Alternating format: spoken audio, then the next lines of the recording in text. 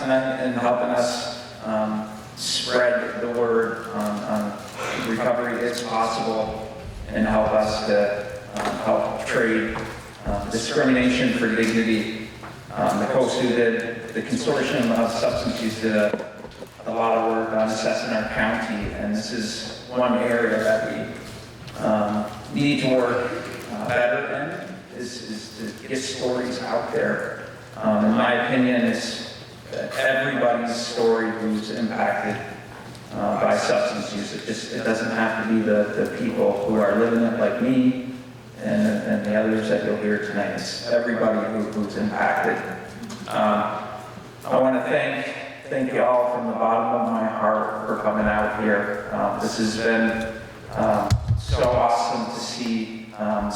This started a few months ago in the committee. It's been meeting monthly, and it's just been, for me, a really beautiful process.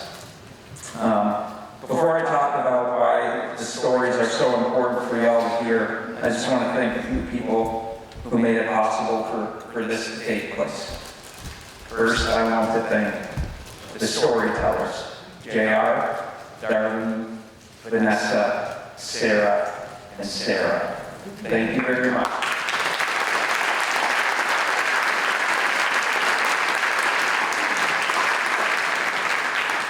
It takes a lot of strength and courage to come up here on stage and tell intimate parts of our lives with complete strangers.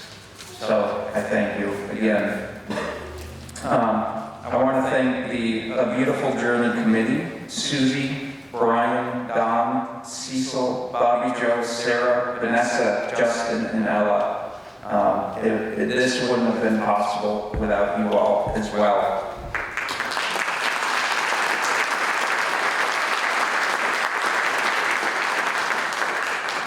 And as soon as I walked in here tonight, I felt this warmth as I started walking around and looking at Michael Poster's artwork. I had never seen it before, and it really hit me close to the heart. And I want to thank Michael for the time you spent with all of us in recovery, and the time you spent hanging up and letting us enjoy your artwork. So thank you.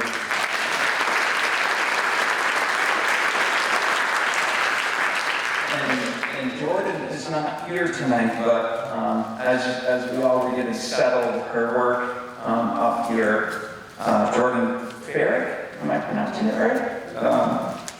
She created this slideshow with a collaborative effort with Greater Falls Community Justice Center and the Men's Phoenix House Rides program in Bellows Falls. So even though she isn't here, I think the people who put that together. And I also want to thank John Potter and Jonathan Jensen for your work in helping us with this event. You've been wonderful and very gracious in letting us use your space tonight, and very, very helpful. So thank you, John and Jonathan and the Latches.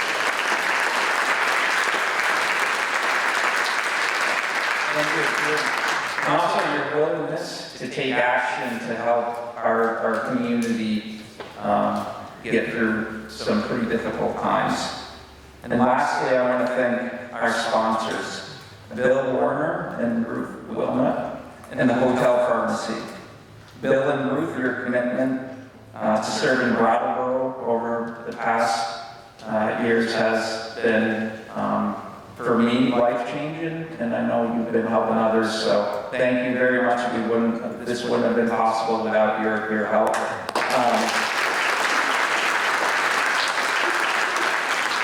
And one more, the Hotel Pharmacy. They do a lot of behind-the-scenes work with helping the community with this fight against the crisis that we're facing. And I want to thank you. I haven't seen anybody from the Hotel Pharmacy, but again, they deserve a big round of applause.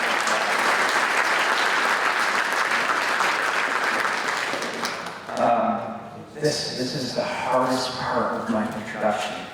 So I hope you all hang with me with this one. Drink the water here first. So I'd like to point out a couple of reasons why we're here tonight. We are here tonight because many people in this community help out a person who was in need of a lot of help during a dark and difficult period in their life. These community members didn't know if their assistance was ultimately going to pay off and help this person or not. In fact, the odds were highly stacked against this person. This individual almost lost the battle with addiction numerous times, but thankfully with the help from Narcan and the loving community, they were able to just barely hang on. Despite all the chaos and despair, people still continued to support this person. They didn't judge this person for the fact that they were homeless, or judge them for the fact that they were a heroin addict. Rather, they treated this person with respect and dignity, and always made this person feel like they could live a chance far beyond their expectations. And that's exactly what happened. To all those people who helped me during those dark and difficult times, I thank you. To all those people who helped support me get into the summit in Atlanta, where ultimately I was inspired to help create a beautiful journey, I thank you. And many people helped me, and I really, really appreciate that. And to the first responders who had the dedication to provide me with life-saving support multiple times, I thank you. So I wouldn't be here. I'm a prime example of what happens when a community comes together and helps out an individual on their recovery journey. As with the 5 people that you'll hear tonight, and many, many other people who are and are not connected with the Turning Point. All right, that's the hardest part.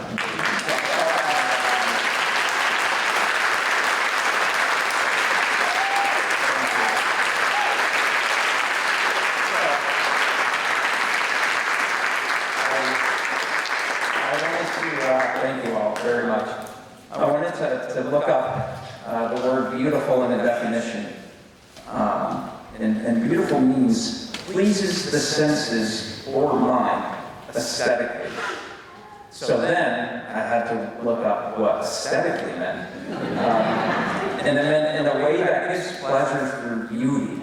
And I'm like, what is that? I'm not a word guy and I'm trying to improve my vocabulary, but so a beautiful journey is a journey that pleases the mind. And as the people talk about their childhoods tonight, some of them had a really difficult time.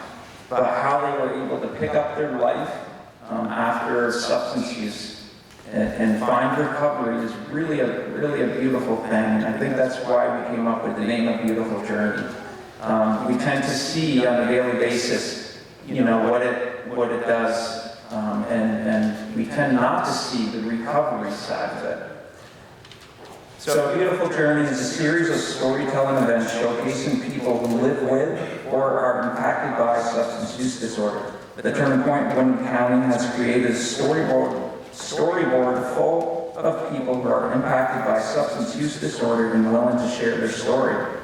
They will share their stories at events like this or at any other place where people would like to hear those stories. These stories focus not only on what can lead a person to rely on substances and live in a life of isolation and despair, but also on what it takes for a person to find the hope and meaning necessary for them to find their path to recovery.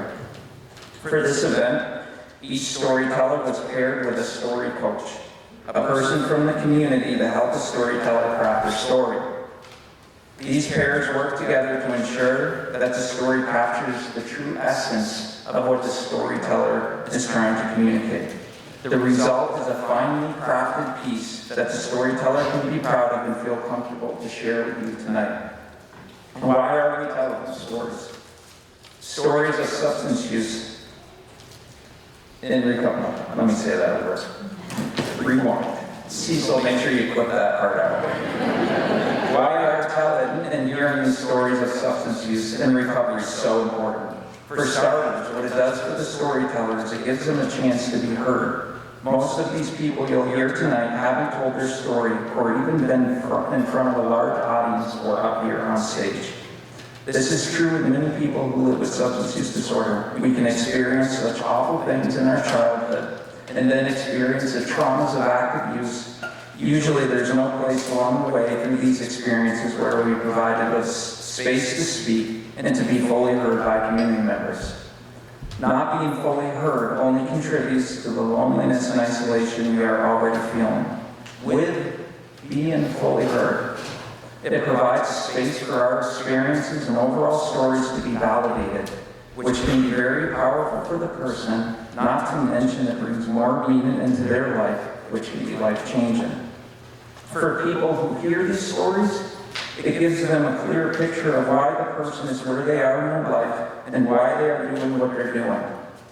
There are many misconceptions out there about substance use disorder. People think that we use through choice, that we intentionally lie, that we can get clean and turn our life around after going to a 14-day rehabilitation treatment. There are many other false beliefs out there. These beliefs can be stigmatizing and can cause people to judge others with unkindness in an unfair way. These stories tonight might give you a different perspective on substance use disorder and the people who are in recovery from it or who are still experiencing active substance use. And I want to point that out because it's not only the people in recovery that we want to stigmatize less and judge less, it's the people who are still in the grasp of active use. What hearing these stories does for the community is it will help us discriminate less as a whole and work towards creating dignity and respect for all those who live with substance use disorder. Dignity and respect is essential for a person to start on their path towards recovery and their continued growth onward. I would not be here if it weren't for not the people that have helped me, and they treated me with dignity and respect. What it can also do for the community is give us a starting point where anyone who is impacted by substance use can have the same space to share their experiences so that they can have the opportunity to be heard, feel empathy from others, and have their emotions validated. Because every single person in this community is impacted in one way or another by substance use disorder, and everyone should be heard. Tonight we will have 5 incredible people. They're all sitting up here, and they're all incredible people. Sarah, Vanessa, Darlene, JR, and Sarah, who are incredible people. As I mentioned before, and some of you probably know, coming up here on stage can be anxiety-producing and nerve-wracking. So we need your all's help with this. Your understanding and comfort will be much appreciated. We hope that you will help to hold this safe space and place for the storytellers. This is so that they can feel a sense of security to open up and to be vulnerable so that they can share beautiful pieces of their journey with you tonight. You are encouraged to share how their words make you feel, but please don't share their words or their story to anyone outside of this night. These are their words, these are their stories, these are for them to tell. And lastly, each storyteller will briefly be introduced by a person that will speak to their relationship with the storyteller, or they will share what it was like for them to get to know the storyteller through helping them craft their story. After the stories end, at 8:30, we're going to take a 2 to 3 minute break, and we're going to ask everybody to move up front. People are more than welcome to leave at that point, but we really, really hope people stay because we're going to bring the storytellers up here on stage, and we're going to have a Q&A session. So now, I encourage you to laugh. I encourage you to cry. I encourage you to be sad and feel empathy for others. But most importantly, I encourage you, all of you, to feel the hope coming from these stories. This hope is one of the most important things for us, in my opinion. So thank you very much.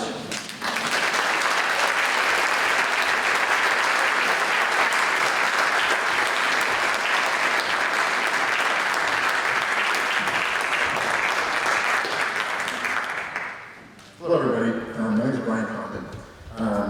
Before I introduce the first story kept tonight, let's talk a little bit about recovery itself. Recovery is an amazing thing, and it's very real. But one of the most fascinating things about recovery is that it's different for everybody. I often talk to people like, what does their recovery look like? What are they putting into it? It's almost always different. It can really be anything that the person's passionate about, excited about, they feel good about. And continuing with that. So there's no playbook, there's no this is the only way. There's so many different paths to recovery, and you're going to hear about a lot of them this evening. And that's just one of the beauty things about it. And even like the word recovery, in a sense, I'm not crazy about it, because the dictionary definition is like to get back to a state where you were before. And as a person recovering, I know I didn't really want to as a start, maybe get back to where I was at the beginning, but it wasn't that great a place. Otherwise, I probably wouldn't have in the situation I was later. So recovery can be much more than getting back to where the person was before they started using or drinking. It could be just whatever, the sky's the limit, much like Jeff was talking about, doing things that you never imagined yourself doing before. And that's amazing. So the first story I told tonight, I knew her a little bit, I knew of her more. But I can't say I ever had a conversation with her before this. I was really excited when Jen started this project, setting up this event. Because the things where we can do anything we can to reduce stigma and just help the community understand addiction and recovery a lot better. Working with Sarah was amazing. And it actually made my job very easy, because as Jen was saying, we were going to coach and stuff, but Sarah was always so good at it before. I watched a video after some technical difficulties, being able to watch it, her speaking at the Fable event in August, and she was amazing. And so basically I got a chance to sit down and talk with her for many hours and get to know her a lot, and that's been great. And told some of my stories as well, but she's got a fascinating story, really motivating and really inspiring. So I feel very privileged to have been able to work with her. I'm not going to share her story for her. She's going to do a much better job than I could anyway. So with no further ado, Sarah Moses, the next storyteller.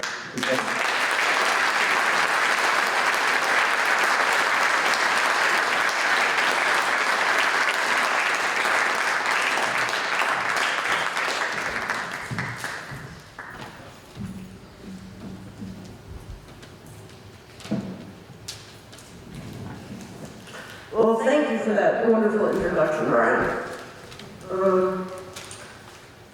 Like many of us here tonight, I have a million more stories I could share.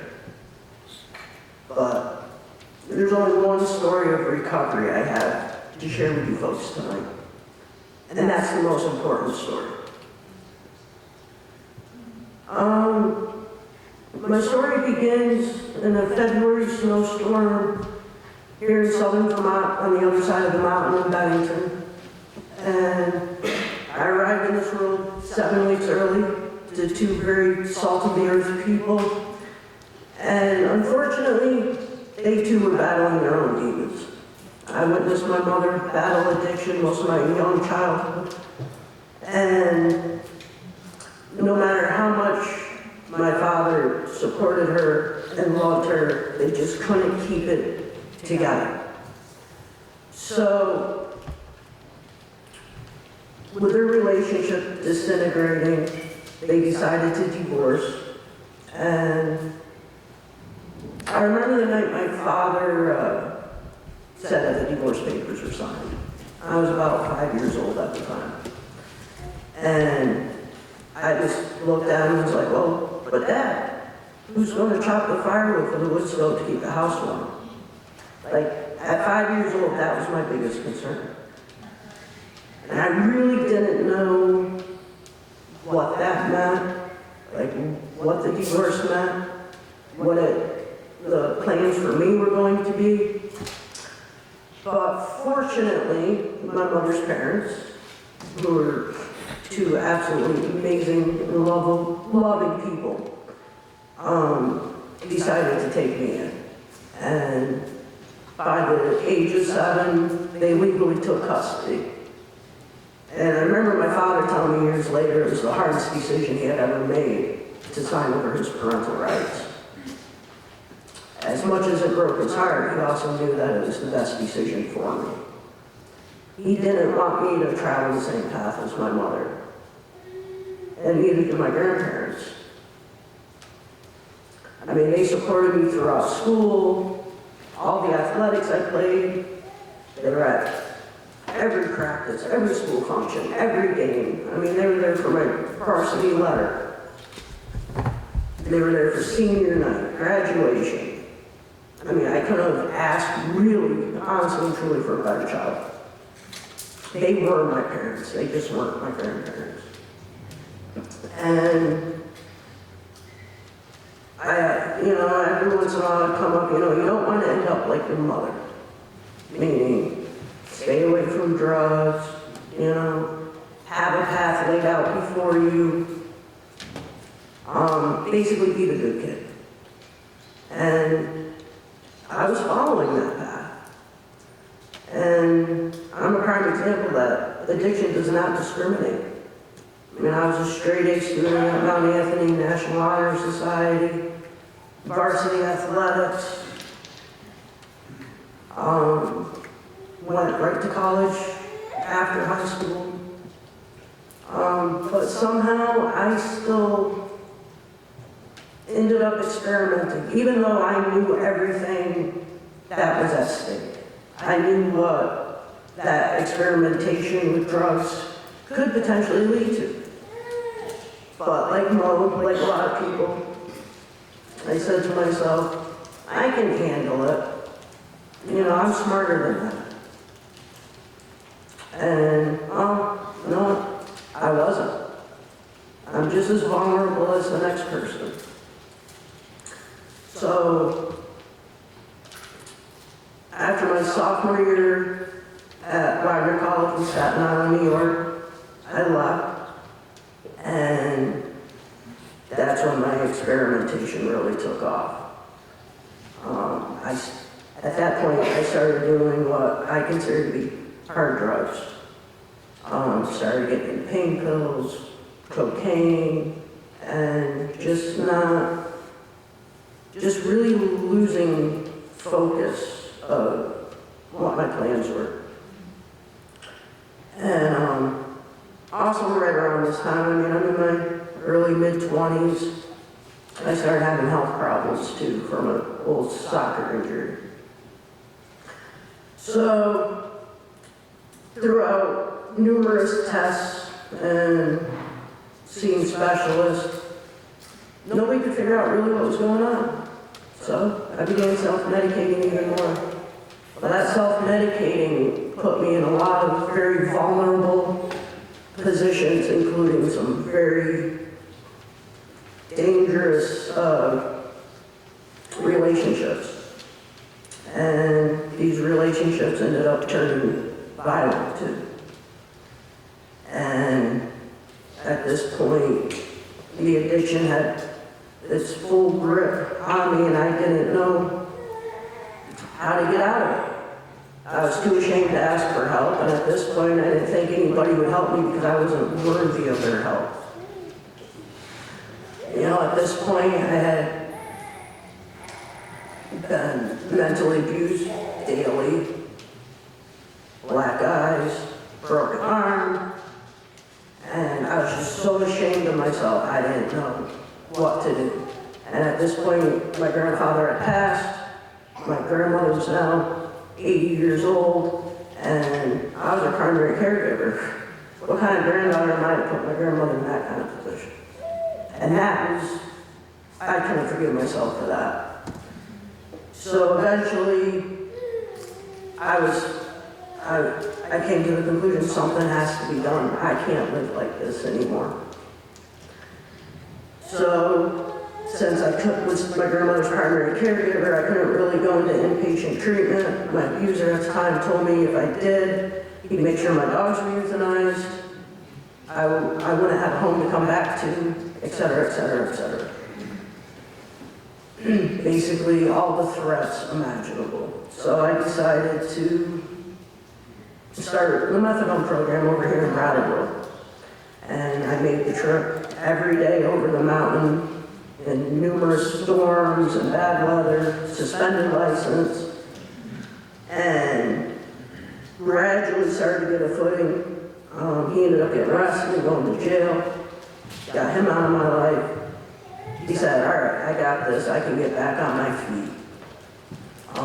My best friend was right there with me to help me. And 3 months later, I actually hit my rock bottom. My abuser, out of hatred, decided to call my mother and tell her my grandmother was still in jeopardy and that I basically wasn't going to Brattleboro every day to get better. And he used our vulnerable relationship against us. So my mother, who had power of attorney, took out an abuse prevention order against me. I had 1 hour to grab everything I held dear to me and was forced out of my childhood home from the woman who raised me. And that really could have been a breaking point. I could have decided to give up right then and there and say, wow, why'd I even bother? But I decided not to.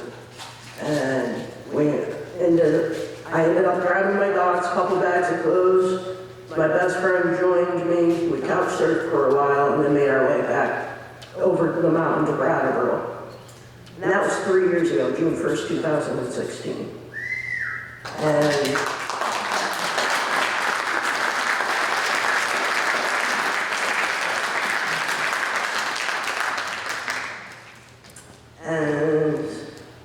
it was the greatest decision I've ever made. I've never felt more at home in a community than I have here in Windham County. And I owe it to, I had the tools with the support of everybody here, including Jed. I don't know how many times he grabbed me dog food when I couldn't afford it at the time. And my pups will be forever grateful to Jed for that. And they just turned 7 the other day. So it really is a blessing for me to be here tonight. And that same best friend who brought me over here, he told me one time that if he ever passed away, which unfortunately he has since I've been here, he told me, I don't have to worry about you when I'm gone because I'm leaving you in good hands. And you know what? He was right. I am in good hands. I have a family here that may not be blood, but that doesn't matter. And I just want to thank everybody from the bottom of my heart who has supported me on this journey and who continues to support me every day. All my coworkers, my colleagues, my friends, we really truly are one big, beautiful recovery family here. And I'm honored to be able to pay it forward as a recovery coach for Turning Point at the emergency department, and also as a recovery support specialist at the Phoenix House in Keene.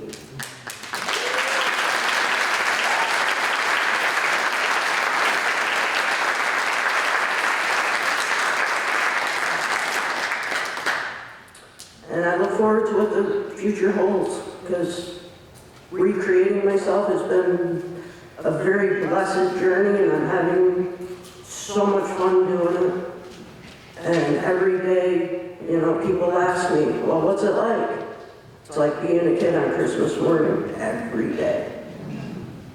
And that's my story.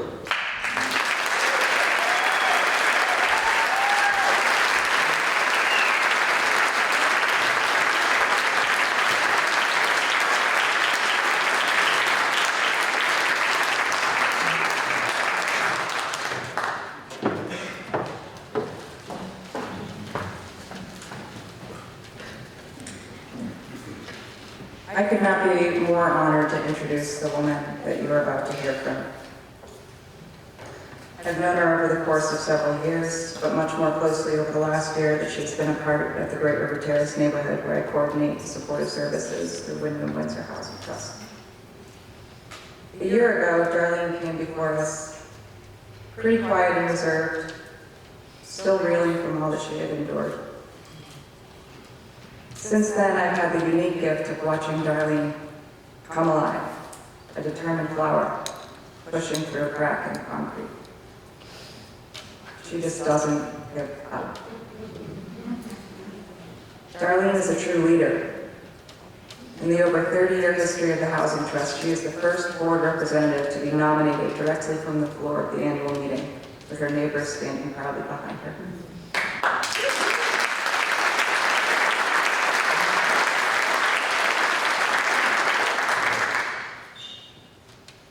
The courage it takes to stand up here in a theater and tell you all her story is just another awe-inspiring act I am gifted to humbly witness. She inspires the lives of everyone fortunate enough to cross paths with her on her beautiful journey. So without further ado, please join me in giving Darlene a very warm welcome.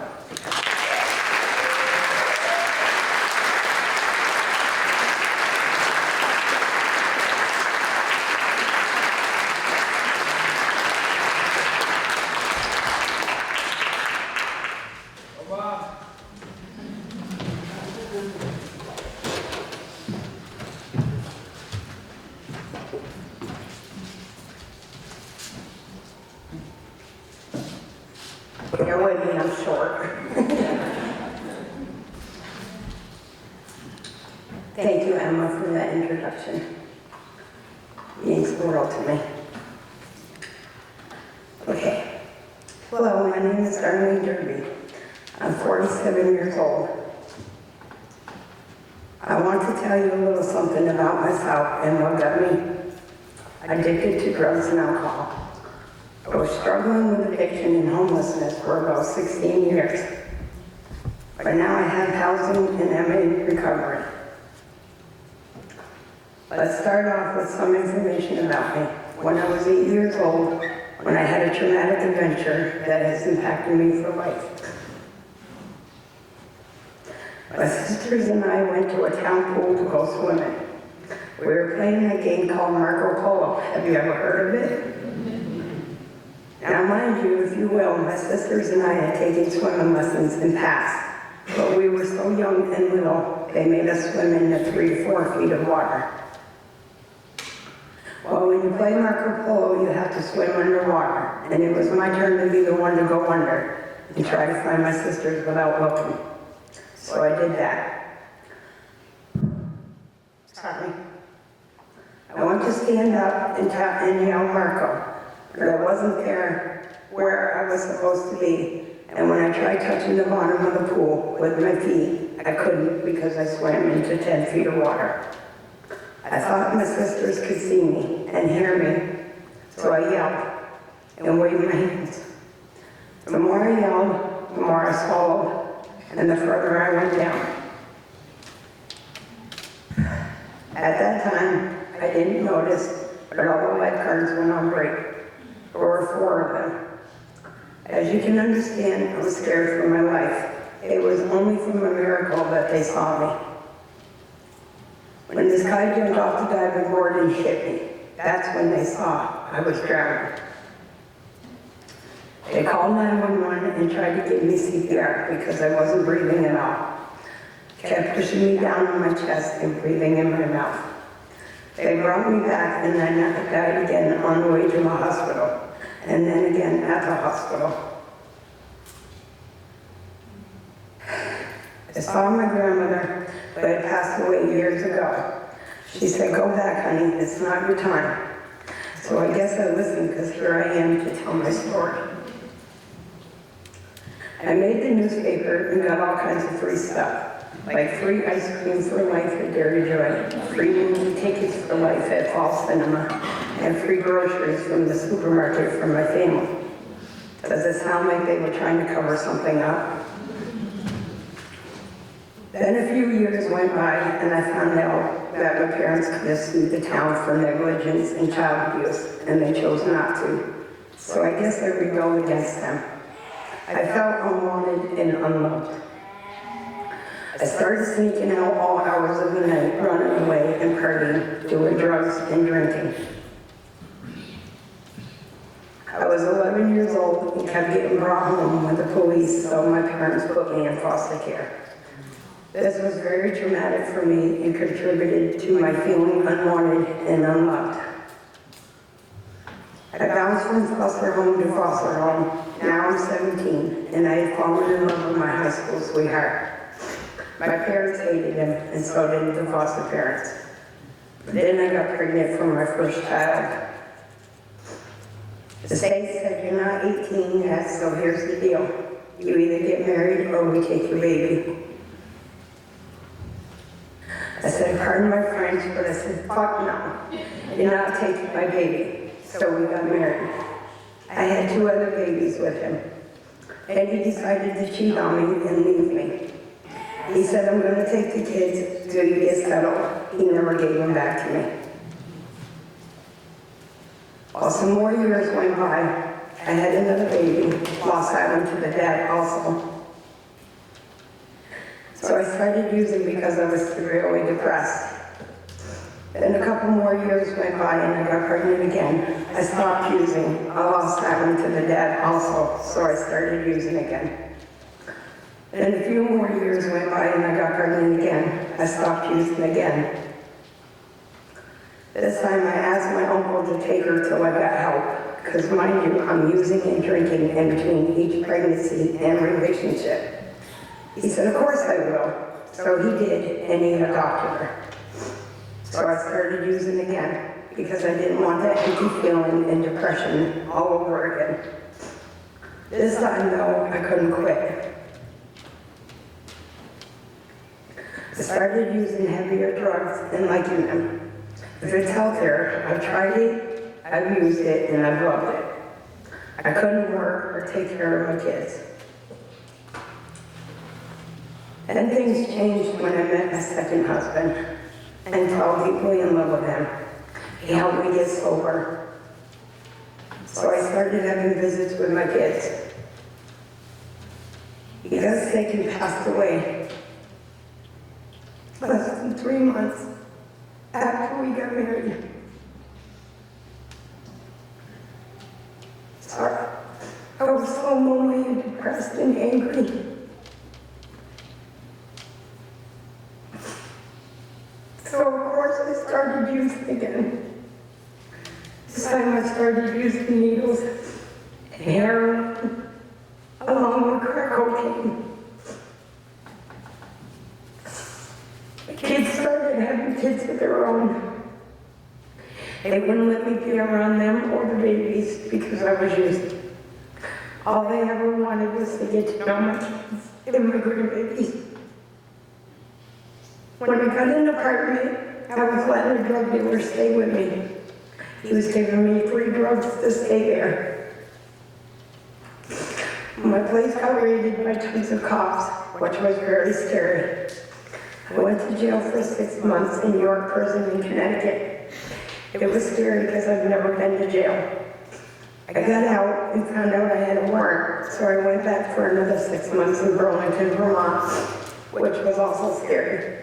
I got out of jail, relapsed on drugs, and got put on probation for 5 years, which I currently am still on. The last time I used drugs, I overdosed.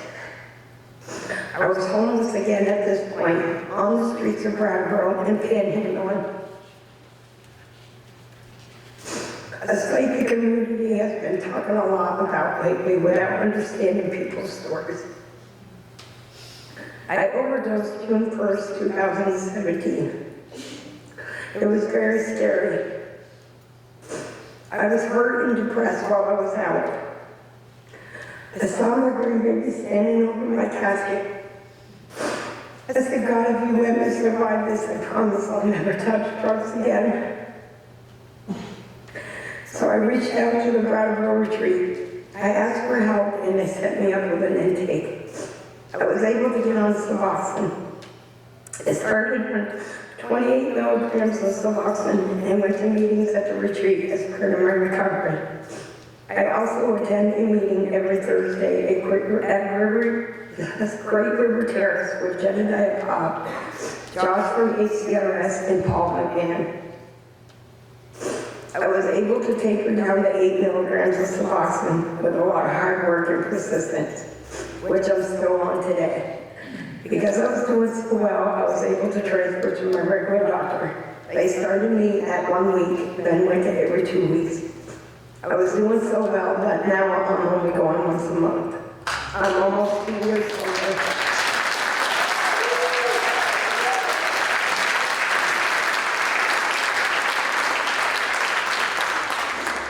I got voted in to be on the Windham and Windsor Housing Trust Board, which was very scary for me at first, because I thought it was just for Great River Terrace.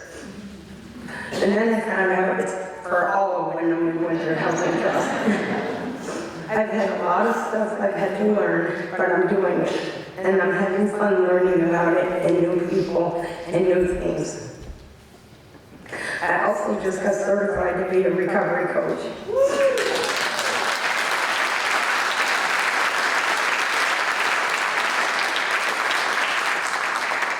I'm looking to see what I can do to work at the BMH Emergency Department in that Turning Point in Brattleboro. I volunteer at Turning Point twice a week and at my local food shop in Brattleboro. I am the resident key holder and night watchman at Great River Terrace. I am the leader of the tenant council and the head gardener there. I have volunteered my time in many forums to help the community of Brattleboro. I have also done everything asked of me from probation with no mess ups. So they're talking about maybe letting me off 3 years early.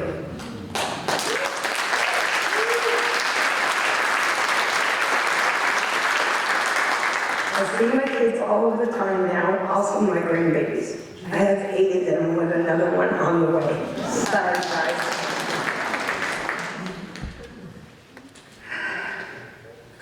Okay, having my kids back in my life has been a joy of happiness.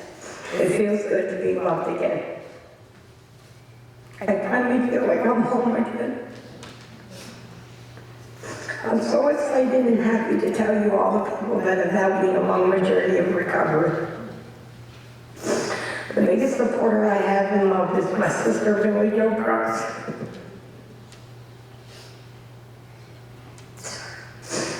Even though she is younger than me, she acts like she is my mom. But I love and thank her so much for believing in me and standing by me through this called life I have lived.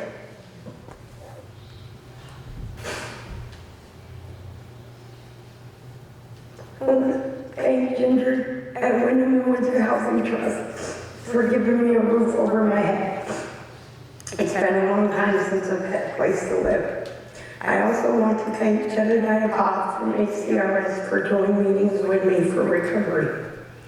Alexis, Emma, and Josh, and all of Great River Terrace for supporting me during my recovery and helping me feel warm and welcome at Great River Terrace. And Dawn Bloom from HCRS for helping me with my mental and substance issues and for letting me cry in her office. I also want to thank Groundworks for believing in me and helping me get a place that I can call mine. Thank you for listening to my story. I hope you enjoyed learning about me. The one thing I hope someone takes away from this is that there is help out there. You just have to want it to accept it. And recovery does work. It feels amazing to be sober and alert again. Thank you again for having me and have a wonderful night.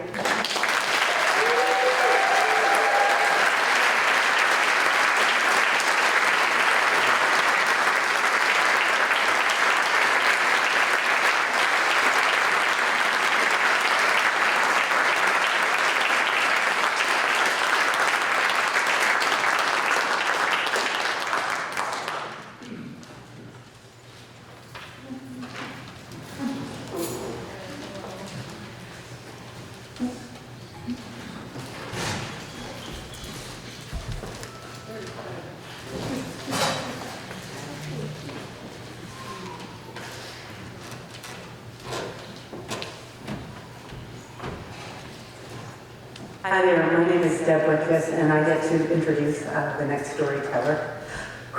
That was so amazing. Thank you so much for sharing your story, darling.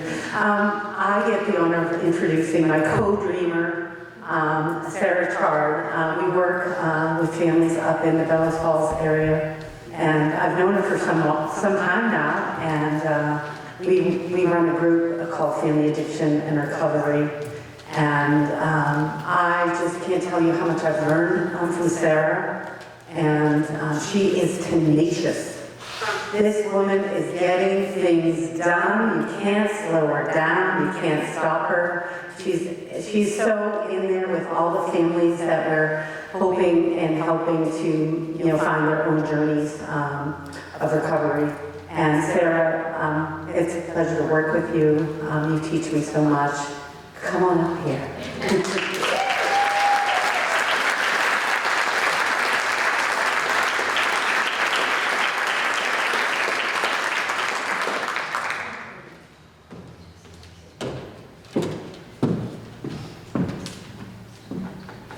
Thank you, Deb. The pleasure has been all mine. As many of you in the audience who are parents know, when my first child was born, I learned that there was a larger, more beautiful love in the world than any I'd ever known previously. This amazing child, my daughter, was the light of my life. While I was pregnant with my second child, I actually worried about whether I could love him as much as I loved my first child. Again, as parents of multiple children will know, I soon learned that a parent's love is boundless, and it expands to fit any number of children in your life. And my papers are not in order here. It's really not going to be helpful. Okay. I have no idea what's going on here. That's terrible. When my children were young, I had the privilege of being a stay-at-home mom. And my life was full of many wonderful things, but my focus was always my children. I felt like it was the most important thing I would ever do in my life, to be their mom. The children and I spent days doing activities indoors and outdoors, alone and with friends.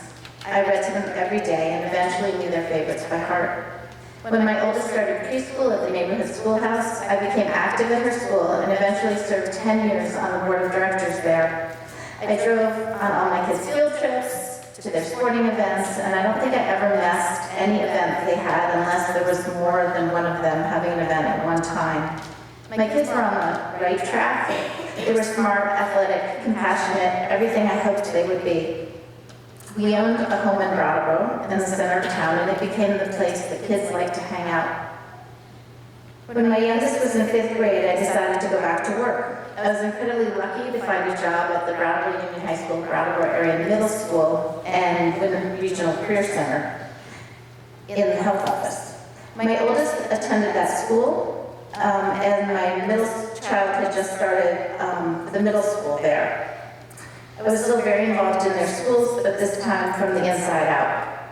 In the health office, we were very aware of everything and anything that kids could get into, or so we thought. The Brattleboro Police Department would come in, and the Sheriff's Department would come in and chat with us and tell us of the latest trends and dangers. I knew all of the trouble and the signs to look for. Right. As the years went by, things at home began to get tough. My husband and I went through a very unpleasant divorce. We were forced to sell our home quickly and basically for what we owed on it. Money was extremely tight. At the same time, my mother and grandmother, who we loved with all our heart, were not well. We lost them in 2010. I had also begun to lose my children to their substance use disorders. This is a very long way of telling you that this can happen to anyone. No one is immune. Each of my children started using substances in very different ways. I'll probably never fully know why. I blamed myself for years, though I didn't know what I had done. It must have been something since all of them were involved. They have each individually told me that I didn't do anything wrong. They had a great childhood, and their substance use disorders were theirs to own. The only thing I can advise other parents now is to build resilience in your children. Let them fall and get back up on their own. They'll need that skill as they face tougher and tougher challenges as they grow and go into the future. My children didn't start using drugs at the same time or even the same drug. As soon as I realized what was happening, I began to fight for their lives and for my sanity. When I found out that one of them was using opioids, something I'd never heard of being a problem, remember this was 10 years ago, I decided that if I could save just one life, just one child, just one family from going through the hell we were all in, I would be completely open about what I was going through. I knew it wouldn't be a pleasant journey, but I had no idea that I would lose all of my life as I knew it. The journey of addiction took each of my kids to their own personal hell, and it dragged me along with it. My friends were parents of my kids' friends. Rightly, when they heard what was happening in my family, they were terrified. They didn't want to catch it, didn't have any idea what to say, so they didn't say anything at all. They stayed far away. For many years, I also lost my brother, his wife, my niece and nephew. I lost a job because I had a key to the business and the owner was afraid that one of my children would use it to steal things. They did steal things, but only from family. I lost everything of value that I owned. Today, confessions and apologies have been made, and it no longer affects me the way that it once did.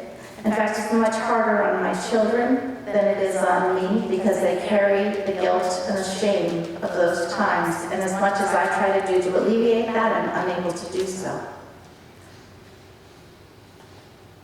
Many families of people who have substance use issues go through this. It's difficult to know what the right thing to do is at those times. Is it calling the police to report the stolen items and sending your loved one down the criminal justice path?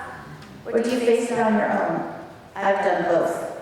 Eventually I realized I couldn't change my children's substance use. They had to make the change. When they were ready, I couldn't will them well. My path to saving myself and coping with their substance use was to do intensive research and learn everything I could about it, and then to share my story. At one point, I actually, having read so much literature, wrote what I call my action plan that I thought might spur future change. I dove into trying to change the trajectory of what would eventually be labeled the opioid crisis. I went to various people and organizations to share my story. Unfortunately, at that time, many weren't ready to hear it. Eventually, other people around the country and the state also began to see, admit to, and invest time and thought into the opioid problem. The first thing that I'm aware of that was done locally was to work on overprescribing and use of what was then called prescription pain relievers. I joined a committee doing this. The work done around the state and around the country to combat overprescribing prescription opioids was highly effective. However, in taking great numbers of pills off the street, we pushed people addicted to them to use the less regulated and more stigmatized drug heroin. Bess O'Brien produced the film The Hungry Heart in Vermont. It showed our local battle with heroin in Human Way. Shortly thereafter, Governor Shumlin devoted his State of the State address to the opioid crisis in Vermont and asked people in attendance to go back to their communities and take action. I felt so relieved that other people would be working hard on the issue as well as me. I jumped into action and met with the people that were to lead this fight in my community. Many still didn't think we had a problem in Brattleboro. They said, well, Rutland might, but not Brattleboro. I couldn't get through to them, so I went back to working on the problem on my own. By then I'd done so much research and had so much life experience, I sometimes felt like I knew more than the specialists. One of the problems I was seeing is there are small windows of opportunity when someone in active addiction is willing and able to get help. At that time, I could never get my kids or their friends into treatment during those windows because of ridiculously long wait lists for treatment. Some of my children's friends that had asked for help later died because they couldn't get the treatment when they needed it. We didn't have, and in my opinion still don't have, enough options of different types of treatment available. I believe that people in addiction vary greatly, their paths to addiction vary greatly, and we need to offer many ways of getting well. Just as we all have different learning styles, there's no right way to learn, I believe there needs to be more personalized approaches to treating addiction. We now serve many more people with our hub and spoke model, so getting into treatment can be done quickly. But some people still need inpatient treatment. We have few options and our programs are very similar. What's worse, when you leave treatment, there are very few opportunities for sober living.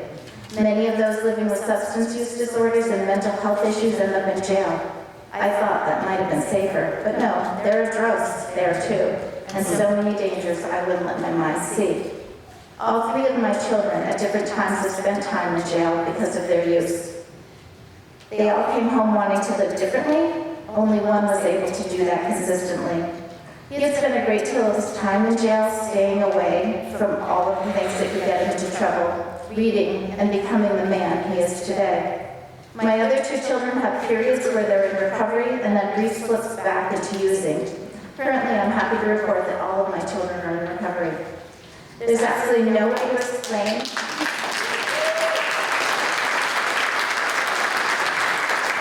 There's absolutely no way to explain the absolute panic you're in when you know undoubtedly that your child is in constant harm's way and could die at any moment. The stress you live with is off the charts. My personality changed. My emotions were all over the place. I'd lash out at the wrong time or in the wrong ways. The stress affected me physically and mentally. My memory was strongly impacted. My migraines got so bad I couldn't work. Then they got so bad that I could barely leave the house. I left Brattleboro and went to the mountains of Wilmington, spending about 2 years there finding me. During some of this time, my son was living with me and in recovery, and then he wasn't. Fortunately, on the night he made the choice to use again, he had some good friends from before the drug use days staying at the house. My partner and I were sleeping when they came running up the stairs yelling, "Something's very wrong with John."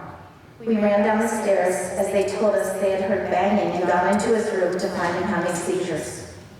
When we got there, he was not breathing, and he was beginning to turn blue. We immediately yelled for the kids to call 911, and we started CPR.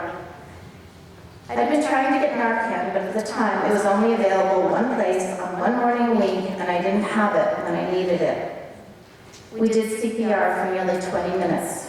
We would start to get him back and lose him again. I was shouting at the top of my lungs as I did chest compressions, "Don't you leave me, I need you. Our love is so strong, I won't let you go." I still think it was my screams that saved his life. At the hospital, we were told that he had been in cardiac and respiratory arrest. Wilmington Fire, Rescue, and the state police arrived as he was coming around. He had no memory of what had happened, or we would later find out of the previous few days. He was confused and had a terrible headache from banging his head during the seizures, but he had no idea why. He had no memory of buying or using drugs. In his mind, he was still clean. I didn't know what to think until we searched his room and found paraphernalia that hadn't been there earlier. I'll never forget that night, or how kind the first responders were to all of us. Because of my son's confusion, he didn't understand why he needed to go to the hospital and he didn't want to get in the ambulance. The first responders not only kept their calm, they kept their kindness. They stayed until he was ready to go, and I would say that took close to an hour. The next day, I ran all over Brattleboro, literally acting like a madwoman, trying to get my hands on some Narcan. How did Oppo, seeing my panic, let me in on a day not assigned to hand out Narcan, trained me to use it, and gave it to me. I've never been without it since, even when my kids were in recovery. I now train others to use Narcan and actively work to make sure it's available to all who might need it or want it. The grant the Consortium on Substance Use, COSU, received makes Narcan distribution a priority. It needs to be everywhere all the time because it gives people a chance to get into recovery. For my family, it's been a long road back from the brink of disaster. We're taking it day by day and gaining strength and wisdom. I began volunteering for Greater Falls Connections and eventually Turning Point of Springfield. This in turn became a job as the Recovery Outreach Coordinator for Turning Point Recovery Center in Springfield. I began facilitating groups for people in recovery and for both family and people in recovery. Mike Johnson of Turning Point developed a group for people in recovery and their families, facilitated by someone in recovery and a family member. This original group was set up for people in the same family. In Bellows Falls, our group includes related and unrelated family members, people in recovery, and people trying to be in recovery. This group has given me a greater sense of peace than I have had in years. We laugh together, cry together, and support each other. I've learned much more than I could ever have learned in all the amount of books I could read. The people that I work with that are in recovery and their families are the strongest people I've ever met. They continue to surprise me with their compassion for each other and their resilience. I am a better person because I'm part of this group. We found immense comfort in being able to share our stories and support each other through the good times and the bad. Often, both people in recovery and family members of those actively using and in recovery don't share what they're going through because of the discrimination against substance use they see in their communities. In bringing together those in recovery and families, we can learn from each other and start our journey of healing. Many of those actively engaged in the Family Addiction and Recovery FAR group move from being torn to pieces by drug use to trying to help others and make things better. It's an honor to have these people in my life. In the recovery field, we're realizing there is a real lack of programming for families who need to recover along with the person in treatment or recovery. It's crucial for everyone involved. I hope that we can share our multi-generational, trauma-informed method with other communities, making it available to more people. Springfield Turning Point covers the Rockingham area of Windham County. Shortly after I began working there, I got involved with COSU and wanted to get more involved in solving the crisis all over Windham County. Susie Walker of Turning Point of Windham County kindly agreed to let me work for her agency as well, giving me the opportunity to do this. Thanks to the hard work of many dedicated people at both Turning Points, the member agencies of COSU, and multiple other organizations, groups, and individuals, great things are happening in Windham County, and more on the horizon. The current work being done brings together many organizations and individuals to work collaboratively and really make a difference. I have immense hope for what we can and will do. I am no longer alone in the fight against opioids and substance use disorder. I'm part of a team that is knowledgeable and inspired and making a difference. Thank you.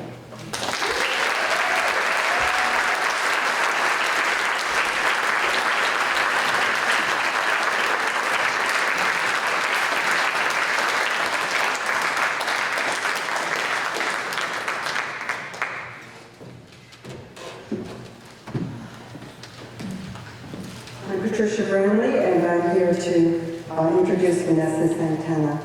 I met her a few weeks ago, and I was so pleased to meet her.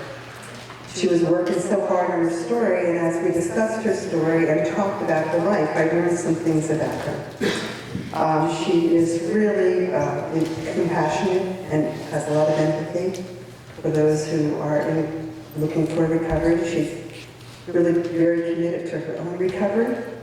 And she's also a very busy person. She's involved with a lot of different things. So first off, she's raising 2 beautiful daughters.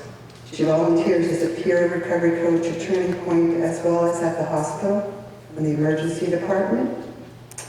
I have to make sure I learn some more about her. She serves on the Root Social Justice Center, works for Helps Project Care, and today she spent the whole day with the leadership, Southeast Vermont. She's also working on her education. She's continuing her education. And I'm just really grateful to have gotten to know Vanessa. I think very courageous to tell her story, giving a lot of hope to other people. And for myself personally, I have a son who suffers with addiction, and listening to her story and the others really gives me a lot of hope. Thank you.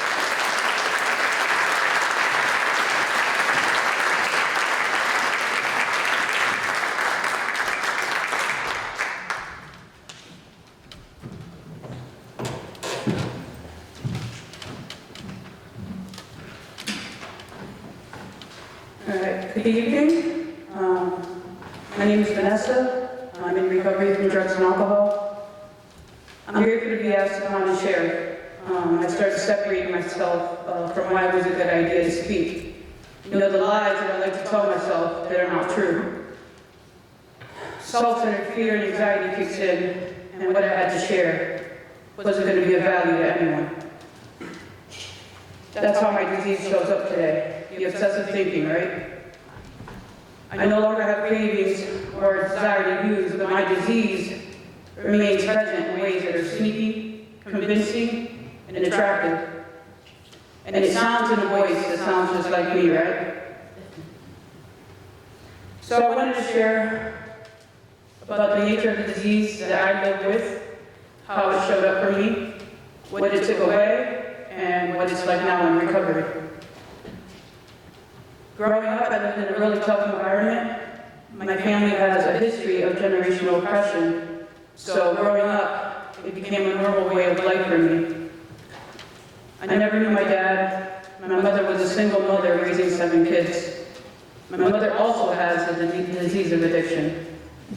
She was mentally and physically abusive. I want to say that by the time I turned 7, that I already didn't like myself. I never felt like I belonged.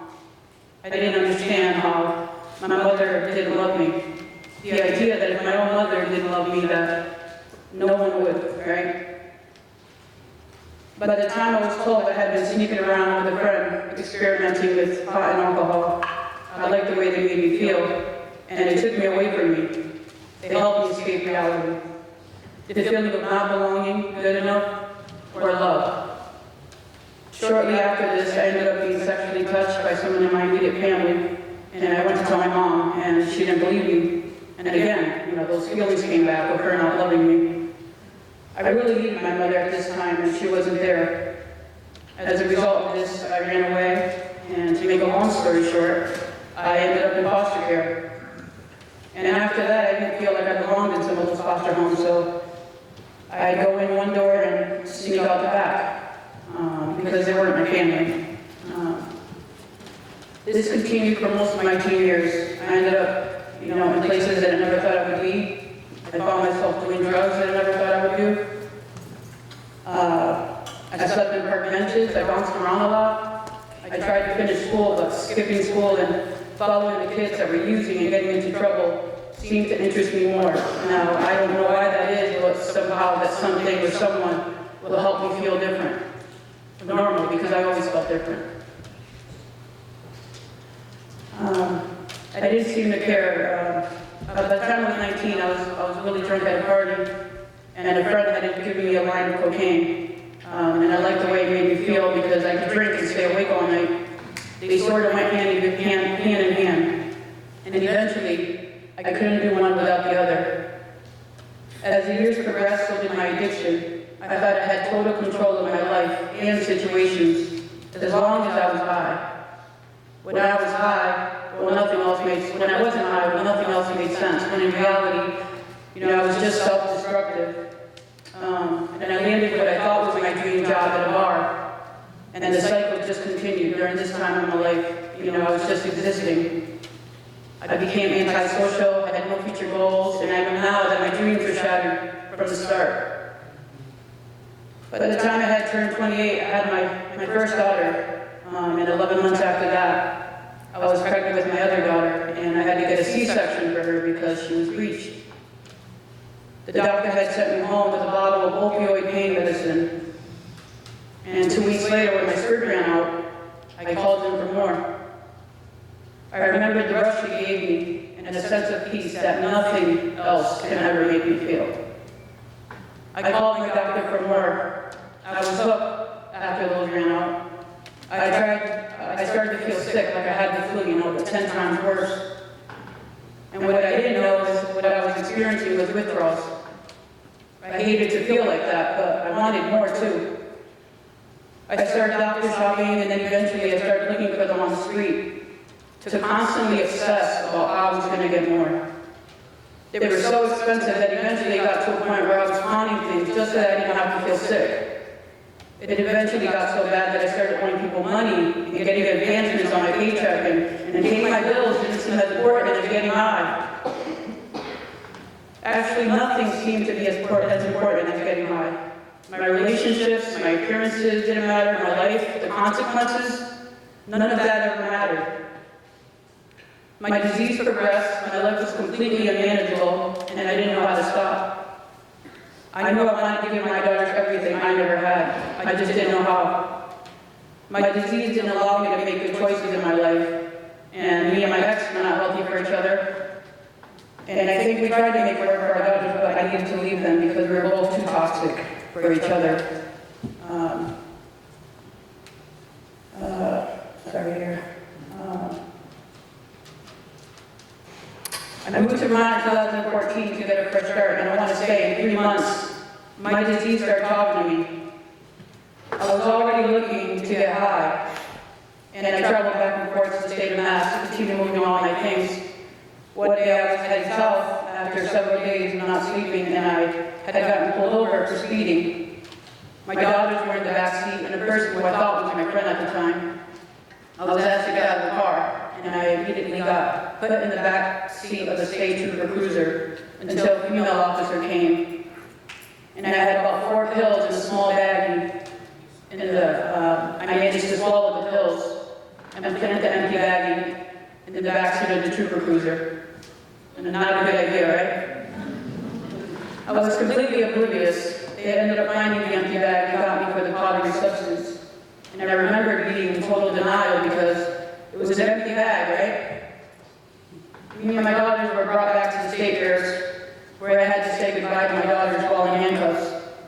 They had placed my daughters in temporary custody of DCF, and what was supposed to be a 48-hour hearing turned into 18 months that I could never get back. I couldn't imagine my life without my daughters, or the thought of losing them forever. It felt like my heart was ripped out of my chest. I felt so empty, alone, and most importantly, I feel like I had failed them, because I was supposed to protect and care for them. My fear was based on my own experiences growing up, and knowing that I wanted to be a better mother. I'd like to say that it was easy not to use, but I didn't know how to stop. I continued to use and got arrested again, and got another charge for possession because DCF seen my unmanageability. My visits with my kids got shorter. I didn't think to myself that using was actually creating more problems in my life. I didn't know that I had a problem, that was a normal way to live for me. That's all I knew. I lived to use and used to live. That's all I cared about, because my disease doesn't care about me having a family or care about what's important or what I want. Or that driving around with drugs in my car was a really bad idea, right? Shortly after that, I was left with a decision that if I didn't straighten up, it would put my daughters up for adoption. I chose to go to a treatment center, and what the treatment center did not tell me is that 7 hours later, they would be taking me to a 12-step meeting. I remember sitting in my first meeting feeling sick because I was detoxing, and I was so withdrawn and alienated. I didn't understand how a group of people were so happy and grateful. I just remember how much I hated myself and how much I wanted to die. I kept going back to meetings, I was able to relate to others, and I continued to show up. I had to accept that I live with the disease of addiction. And what that means is that I wasn't able to live and enjoy life like other people do. I was only able to feel enjoyment when I was on drugs or alcohol. I started seeing more clearly. I started enjoying life and really learning how to live without the use of drugs. Me losing my daughters was the worst thing that has ever happened to me. I had so many requirements on my case plan in order for me to get my daughters back. From seeing a probation officer, providing providing an alcohol and drug test every week, needing proof that I was attending meetings, from seeing a drug and alcohol counselor, keeping my apartment, finding a job. All those things are really hard to accomplish in early recovery.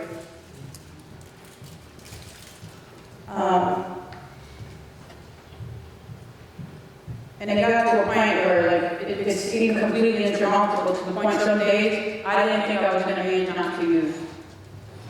But I did it anyway, and it felt good, right? When I got my daughters back, it was the most surreal dream moment I have had yet in my recovery. My daughters are now 7 and 8, and their future looks more promising because I'm available to them today. They come everywhere with me. We laugh, play, explore the outdoors, road trips, vacations, and they are a huge part of my recovery. And I take them to meetings with me. And I know some people think that the disease of addiction is a choice, right? Well, I didn't have a choice. My history has proven that. My obsessive behavior started before I used. The thoughts of wanting to hurt myself and already separating myself at the age of 7. My obsessive thinking pattern completely controlled everything, my beliefs about myself and my outlook around the world. This disease robbed me from so much, but mainly it robbed me from the person I was always meant to be. I'm grateful to work a program of recovery because what it has taught me is that to get out of myself, that I don't have to sit with those thoughts, to feel stuck and sick. I no longer have to be a slave to my addictions. I have learned to accept that I live with the disease of addiction, and that means before I show up for life on a daily basis, that my recovery has to come first. I have to plug into the connection of recovery. I have learned to forgive myself for everything I have been through, to be present for my daughters in ways that I couldn't before. I have learned to love myself even when some days I feel like I don't belong.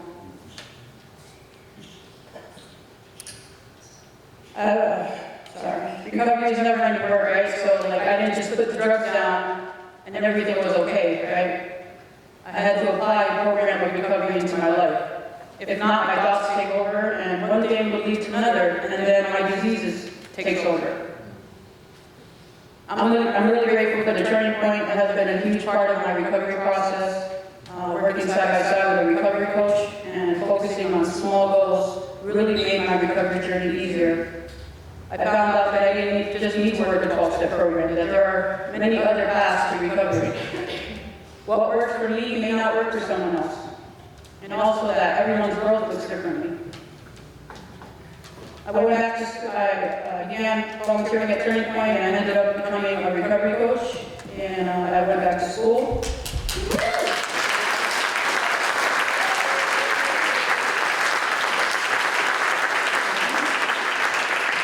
At the beginning of this year, I began working as a recovery coach in the emergency department of Brattleboro Memorial Hospital. I'm in the front lines of what this disease does. I'm able to understand that people are hurting, and we can't just put a bandage on it and send them on their way or write another prescription. People are hurting internally, so as a person with a lived experience, I can help them heal. Talking and motivating change, going through those emotions, coping skills, managing thoughts and behaviors. And then just maybe you start to see a little flicker of hope, and then they begin to heal. You see, this is a mental disease that can be treated and controlled by connection, community, and a change of environment. I love the Brattleboro community, and it feels really inspiring to be in a place where I'm an ally today, and being a part of society. I find a passion in working in the community and doing outreach work with Project Care and working with other organizations. I hear a lot and see a lot on how this community is impacted by substance use disorder. And instead of making judgment and shaming people, we should be lifting people up, taking the time to know them, to hear their stories, and continue to show up with compassion, empathy, and understanding to help them get out of the darkness. Thanks for listening.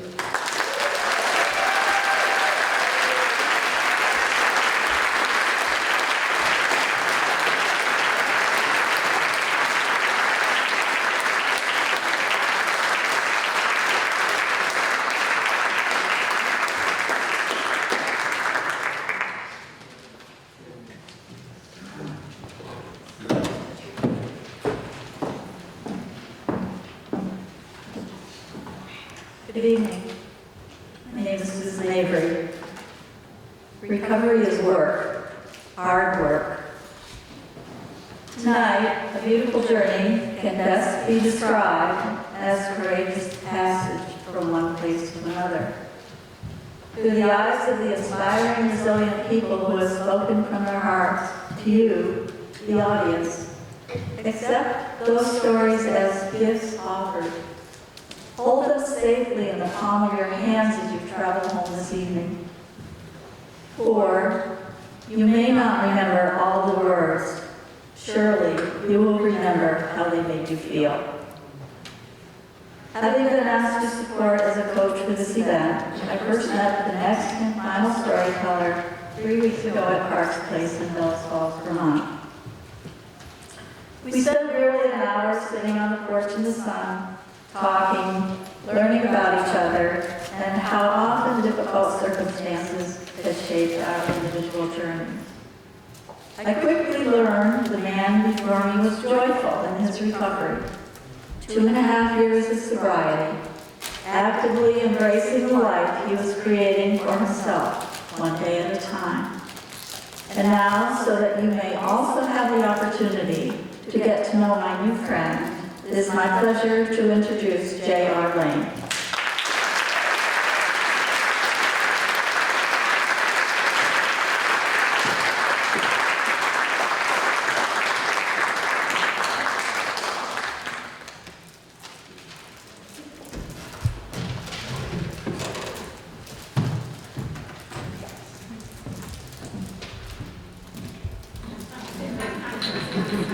Thankfully, I won't have to be up here now.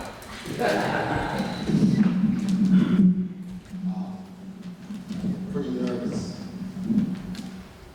Yeah, this is real bad.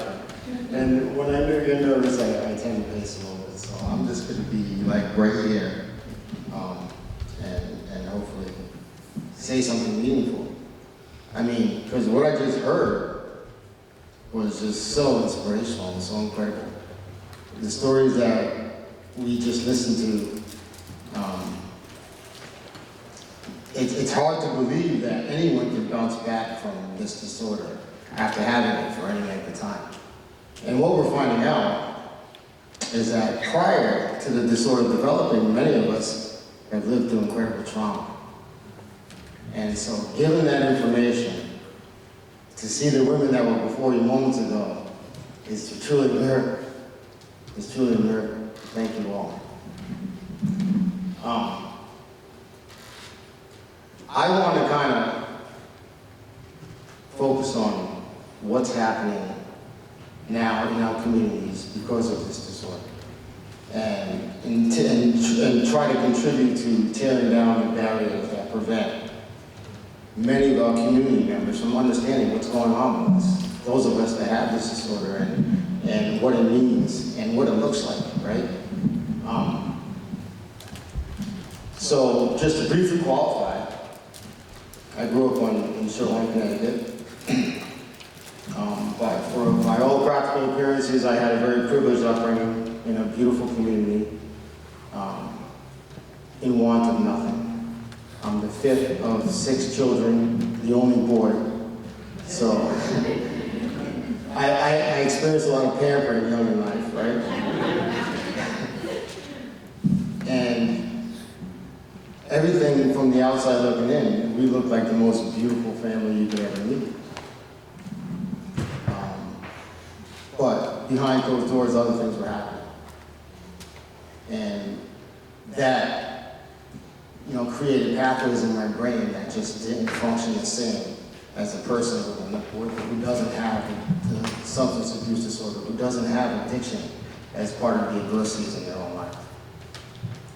And that led me also to prematurely leaving the household. So for the most part, I raised myself.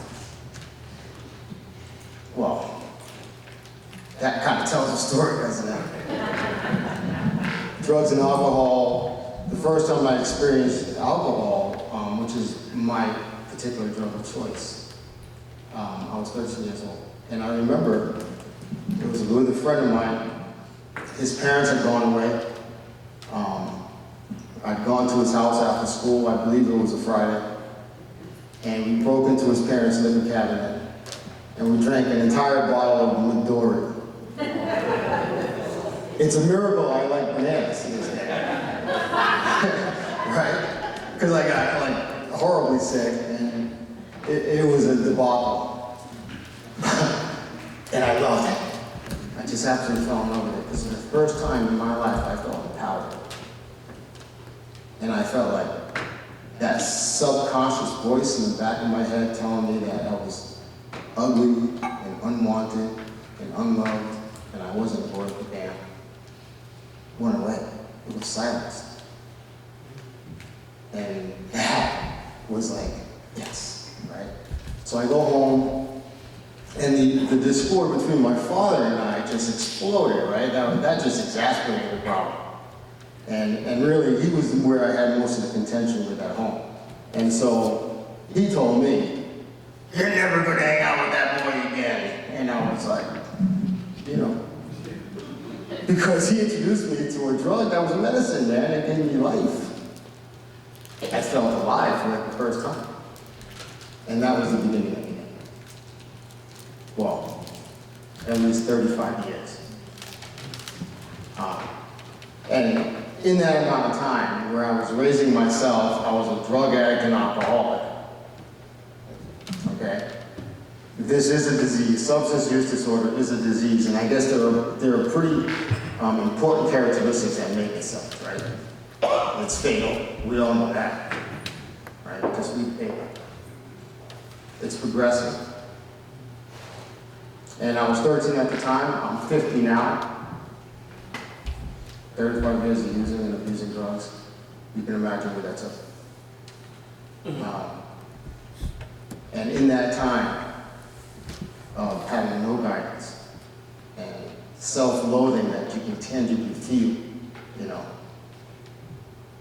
I naturally went to all the bad places. And I got into my head, you know, because it started so young, that geographical locations were the cure every single time. I didn't have a home, why wouldn't I think that? So when things got rough in one place, I would take off and end up somewhere else. And I went to a lot of different places throughout the years. From Detroit, don't ask me how I ended up there, to Miami, Connecticut, of course, New Hampshire, Maine, Virginia. And every place I went to, well, there went I. So naturally, and there was booze everywhere. God damn it. Everywhere I went. And as soon as I got a couple drinks in me, I found where the drugs were. That was relatively easy. And so everywhere I went, I left a trail of carnage and destruction. And in all those places, I was arrested. Every single time, right? Every place that I lived, every community I lived in, I was arrested and I went to jail. Every time I got arrested, and every time I went to jail, 100% of the time, and I'm talking like a big scroll, boom. If I rolled out my record, it might reach the wall. Drugs and alcohol were directly involved. If it weren't for me developing the disorder of substance use disorder, I never would have been arrested. I never would have gone to jail.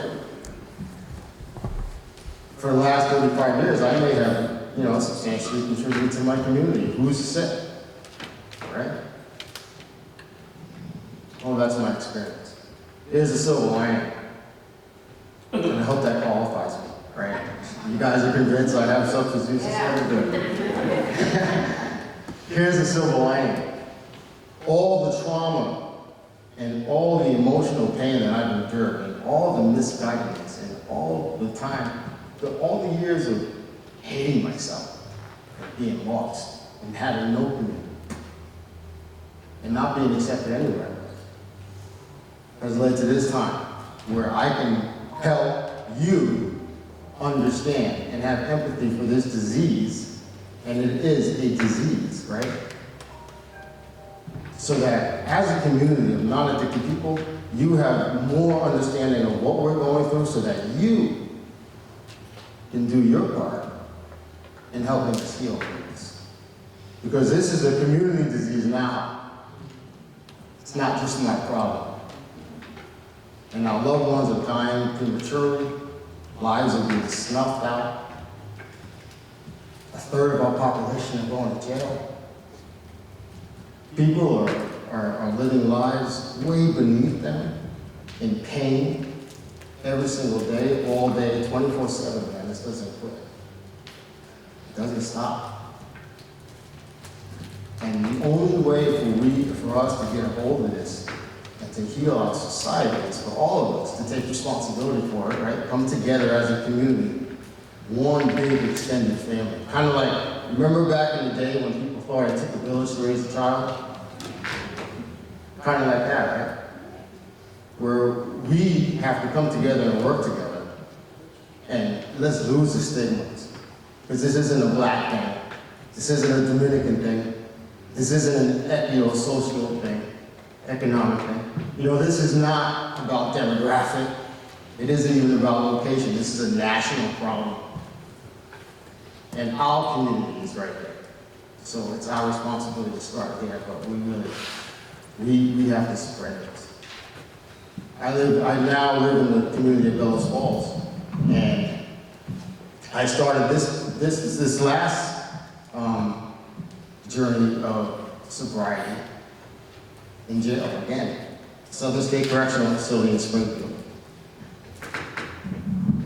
Once again, I like to say that I was rescued, not arrested. And I think because every time I was arrested, it was something I needed to hold myself accountable for, right? But not every time I was arrested was I ready. And that's really the kicker of this disease is that it's up to the individual to surrender to it, admit they have a problem, and then they can receive the help needed to overcome it. That has to come first. And that was for me this last time in jail. That was my last bottom. I like to think anyway. One day at a time. Today it is. You know, and I had enough. And I was sick of being in pain. I was finally ready to do something about it. And I went to Bellows Falls, and I get to Bellows Falls. I get it released from jail. I get to Bellows Falls. Okay, I'm a black Dominican in Bellows Falls with a record that's pretty long. Right? I'm like, everyone's looking at this city slicker, man, fat, flashy, dresser, all that stuff, and I'm thinking, I'm in the wrong place.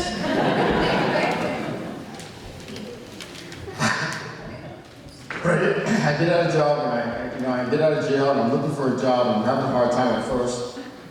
And I was told that in the meantime, while I'm looking for a job, why don't you go do volunteer time now? All right, I'm trying. Bad attitude, right? Still carry a lot of anger. In fact, had reservations that I would drink again. I volunteered. And what happened? That's really, for me, where the miracle began. Because I found a home. I found an extended family. I volunteered at this small bike shop in Bellows Falls, and next thing you know, I'm being introduced to Parks Place. And I'm meeting new people, and they enveloped me with warmth and love, and accepted me, and they didn't see my color. They didn't see the flaccid dress, and they didn't see the scars on my face, and they didn't care about my record. They only cared that I was responsible for myself today, and the first priority in doing that was taking care of my disease of addiction. And that's all they asked me. Well, at first. And then all of a sudden they asked me, hey, can you talk to this person? I'm like, wow. And I'm being invited places. Let me tell you something. I've been kicked out of a lot of places. And I really can't say that I've been invited anywhere. And all of a sudden now I'm being invited to speak. Like my voice makes a difference. Like what I have to say may actually help. I'm being invited to talk to people. I've become a recovery coach myself. You know,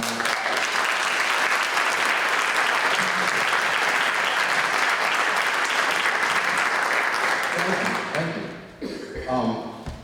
That humbles me that you feel that way, but really, I'm finally just getting to your level.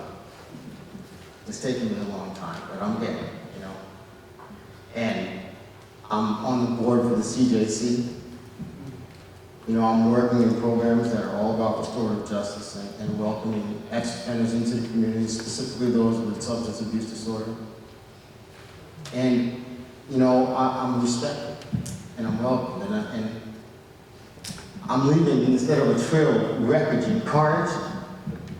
I'm leaving like little tidbits of community of myself. that you guys can grab a hold of and use in your own life, right? I'm reciprocating for the first time in my life what you have been trying to give to me, right? And I just wasn't able to recognize. And you know, like I look at that slideshow, I didn't even see that slideshow before today. And like half the pictures were pictures I took. And that was like so cool because here's a legacy that I'm starting to create because I'm sober. You know?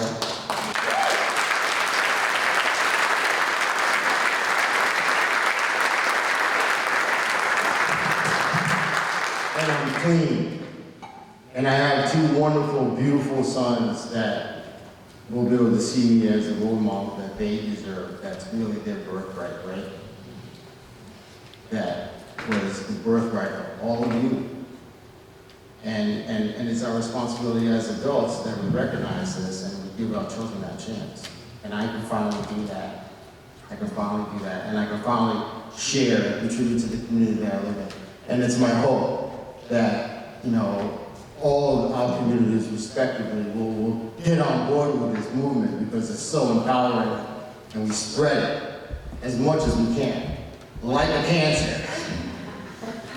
You know, like this epidemic that's happening, this opioid pandemic that we're experiencing right now. Let's reverse that. You know, let's reverse that and really make some change. And I know that we can do it. And I'm seeing it done every day, a little bit at a time. So just keep up the good work. Thank you for having me here.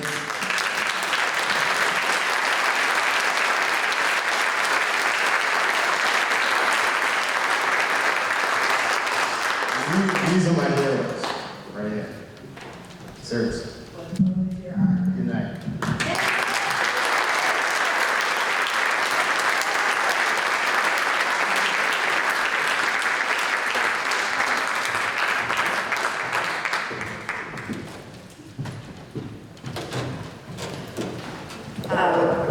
Oh my goodness. I'm so glad I was here tonight. These are just some generous, amazing people, and I've learned a lot from everyone. And it's a joy to get to see you all doing the work you do. Right now, I'd like to hear more, and if you're able to stay and you'd like to give us a couple of minutes to set up the stage, we're going to have some question and answer time with our speakers. So we'll take a short break, and if you want to move down a bit closer, think of any questions or comments you might have, and we'll get started in just about 3 minutes or so. I thank you all very much for sticking around. We were hoping we would get a lot of people for the Q&A, and we hope right. So I guess if you have a question, just stand up, raise your hand, and we'll call them as they're raised. Does anybody want to start us off with a question?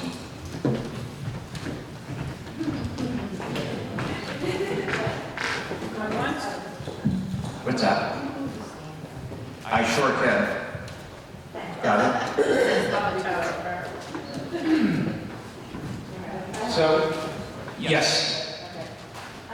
So thank you so much for sharing your stories. We appreciate hearing them.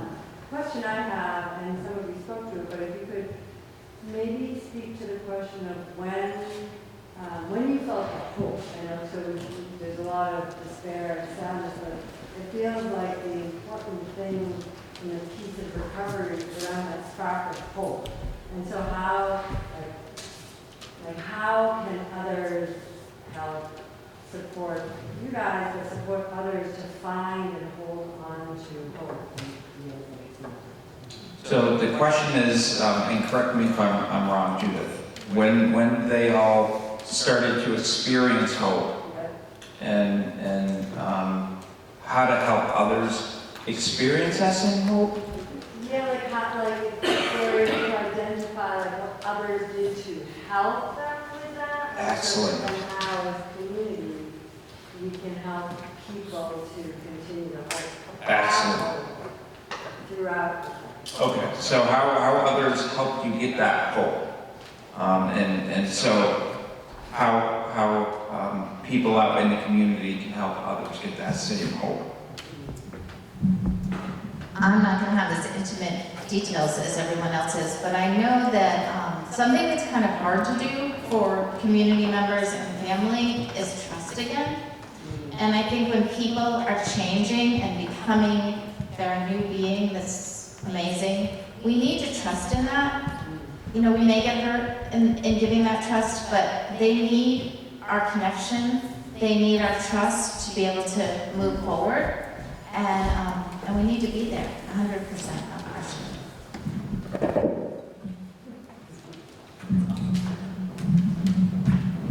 So for me, that particular time, I think is different for everybody. You know, where they just have that moment of clarity. And sometimes it's a very short moment of lucidity where they actually see the disease for what it is, separate from themselves. And that's what happened to me. And that kind of happened, you know, at a bottom where I think I had reached the bottom of that trap door, where my despair had gotten so low that there was really only one direction to go from there, really, other than death, would be to do something about it. And it's in that moment right there, that moment of clarity for me was where, you know, things became hopeful because I started to see that there were avenues of help. You know, whereas before, I was blind to that. And I got to recognize that even in the correctional system, even in jail, as I hear the door come behind me, there were individuals within the prison that didn't judge me, you know, and recognized that I had a disease of addiction, not a moral dilemma. You know, I was not lacking in any kind of moral aspect, and that was huge. And the next step is to ask for help. And for me, again, it wasn't that hard to do because I had nothing else to live for, really. Well, I first want to say that my recovery means a lot to me, not only for my recovery, but I also have children that are fighting with addiction. And I'm trying to show my kids that there's something better out there, that drugs are not the life to live. And that's when I hit my clarity, is when I became sober and I started seeing how bad my kids are struggling. And I'm trying to help my kids as well as be in recovery myself. And it's kind of hard because it's not one, it's not two, it's three. I don't know about the other three of my children because I don't know where they are and I don't know what their lives are. But I want to be there for my kids and let them know that they can come to me and talk to me about anything. That's why I became a recovery coach, mainly is because I want my kids to know that I'm here and I'm listening and I've been there, I've done it, and you don't got to be scared to come to me and talk to me about it. But as far as the community, they've helped me in a tremendous amount of help. I never knew that there was so much help out there. And like you said, the jail, I was scared, beyond scared. When I first got to jail, I was I was still using when I got picked up, and I had, what did they call that? I don't think, when you're like coming off the drugs. Detox. I had detox while I was in jail, and they didn't help me. They didn't put me on Suboxone. They didn't help me at all. They stuck me in a cell, and they said she will get through it. They got a toilet and the sink in there. She'll be good. They said my levels weren't high enough, and I couldn't figure out why because I had used like a week straight prior to being picked up. I was so high when I got arrested, I didn't even realize that I was in jail until the next day when I woke up. And I said, where in the hell were my kids? And I looked, and there were people around me, and I didn't know who they were. I panicked. So I went to the guards, and I said, I'm not feeling so well. Can you please call the nurse? And they said, what's wrong? And I told them.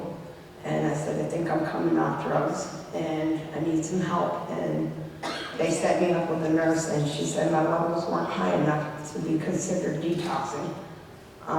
She asked me what I was coming off from, and I said heroin and crack cocaine. And it just hurt my feelings a lot that they didn't believe me that I was detoxing. So when I got out of jail, I reached for the Brattleboro retreat because everybody kept telling me, you know, they'll help you get on Suboxone or whatever. They said if you give out methadone, it's 10 times harder to get off. And my goal right now is to get off the Suboxone. I don't want to have to depend on it the rest of my life. So I am now talking to my doctor about going down to 6 milligrams. But you just gotta reach out for the help because it's out there. You just gotta know the right tools and the right places to go. And I feel if you reach out to your community, they will help you. Darlene, real quick, was there, when you went into the retreat, was there anybody there that you felt more like you could do this, that treated you with respect and dignity and gave you that hope? Was there any specific situation? One of the ladies that dispensed the medication to me, her name was Heather, and I clicked really good with her. I looked forward to seeing her face every day that I went in there because I knew I wasn't being judged. And she would always ask me how my kids were doing, and I couldn't figure out how she knew my kids. And come find out, she was kind of sort of related through marriage. And it was amazing that I was, you know, getting treated with respect and concern and honesty, and it just felt amazing. And I knew that I could tell her anything, and she wouldn't, you know, say, oh God, now you gotta start all over again, and let's reach you back and put you back on 28 milligrams. And she just worked with me, and she just talked with me, and it's amazing how recovery works. And I'm so glad that I finally reached out for that help, because like I said, when I OD'd, it was so scary to see my grandkids standing over my casket. And the weird thing is one of my grandkids weren't even born, but I saw him standing there. And it was weird to me. And I promised God and my kids and my dad and my sisters, I will never touch drugs again if you guys just stick out with me and help me get through this. I promise this time I'll quit. And thank you, son. That's my son Brandon right there.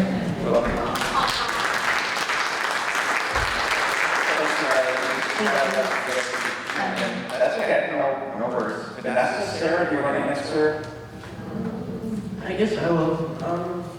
I don't think it was one specific moment as far as hope. I think it just kind of built up gradually. In the very early part of my recovery, I was pretty much isolated. It was just my best friend and I and the 2 dogs, and that was it. And when I started going to Habit OpCo, thank God I ended up with like one of the best counselors there ever, and she's been with me every step of the way, and she was actually here earlier tonight.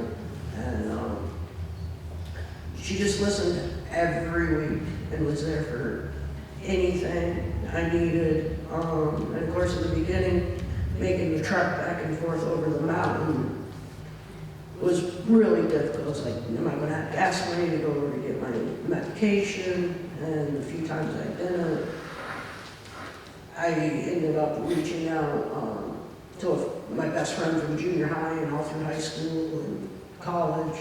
I ended up reaching out to her mom, who's like a second mom to me. And without fail, she'd be like, all right, meet me at the gas station. I'll fill up the car for you. And in fact, when we moved here, we didn't have a vehicle or nothing. We were literally, she picked us up at the motel, which she paid for the night before. I was like, I'm bringing you guys to Brattleboro now, and she paid for 2 weeks of the motel. Because for the first 3 months we were over here, we were living in a motel until we could get on our feet again. And without her kindness and belief in me, I don't think I would have made it through. Because at the time, I had no family, I had no friends. It was just us. My dogs were my best friends. I mean, they still are. They have saved my life, literally and figuratively.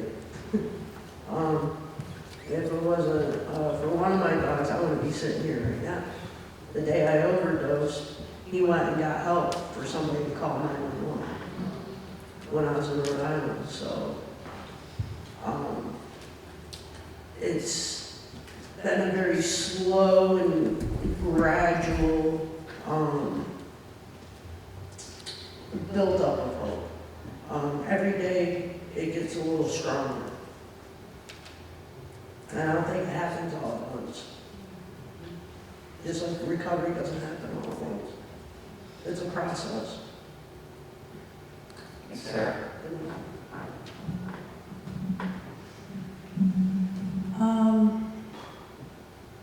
For me, you know, I had to hit my bottom. Unfortunately, that's how it was for me. You know, like I said in my story, I didn't think I really had a problem with drugs because of the environment I grew up in. Like, it became really normal for me. And so I had to hit my bottom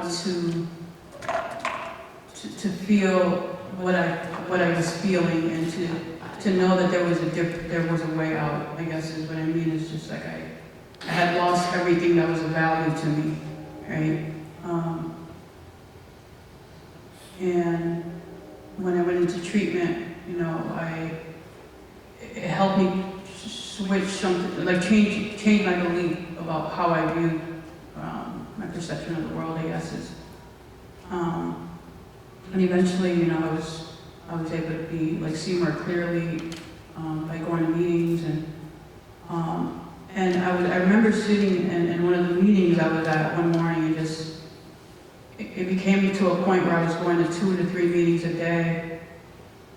But that particular meeting in the morning, like I had to go to it, and I was sitting in the meeting, and I was like, I think I get it.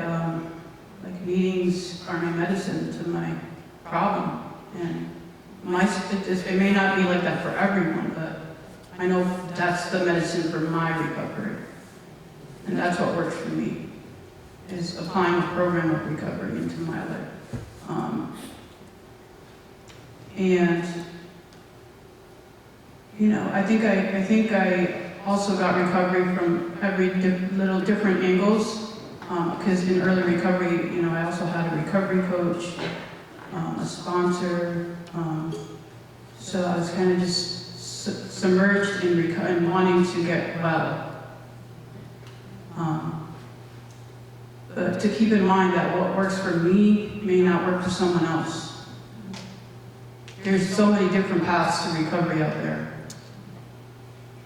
and people recover differently. Thanks, Vanessa. Yeah. You shorthand real quick. I think it's really important to understand. You heard all of us speak about that moment of clarity that we each had individually, and what inspired us to be willing to get the help that we needed.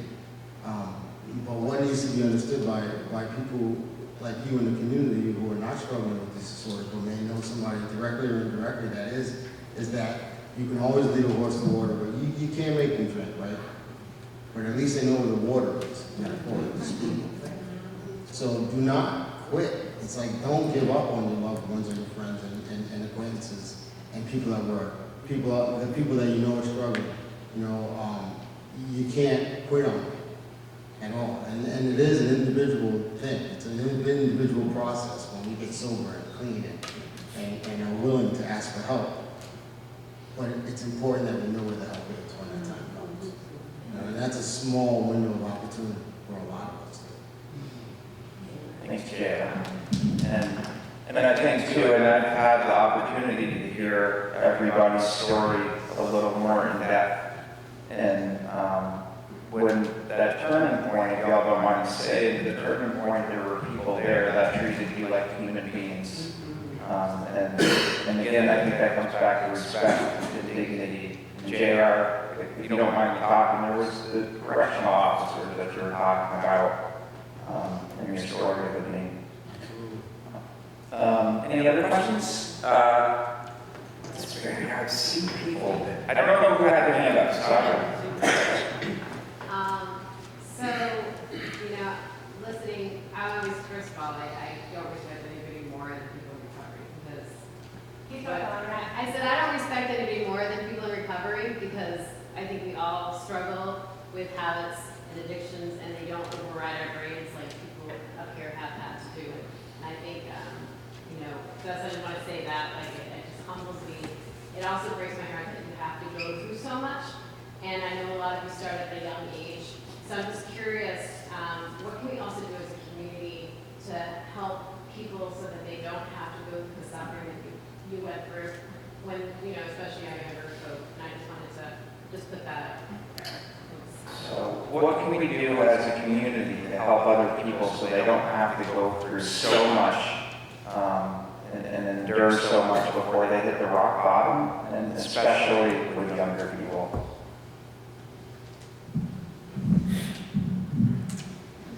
I went to a workshop last winter, spring, where Andrew Solomon was speaking, and he talked about the fact that as a child, he was a little different.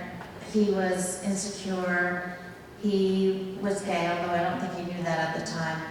And because of all of those things, he put himself off to the side. He put himself away from everyone else. And in doing that, he made himself able to be victimized by a predator. And one of the things we need to do is to hold all the children in our lives tightly, especially the ones that aren't at the center. We need to reach out and we need to pull them in. So that would be the first thing. And I think also Deb and I are working with multiple generations at the same time. So there may be, you know, a grandparent that has an issue or a parent that has an issue, but bring the whole family in, talk about it, make it real. You know, it's real to them anyway, but nobody's listening and no one's understanding. So we need to be there, we need to hear our children.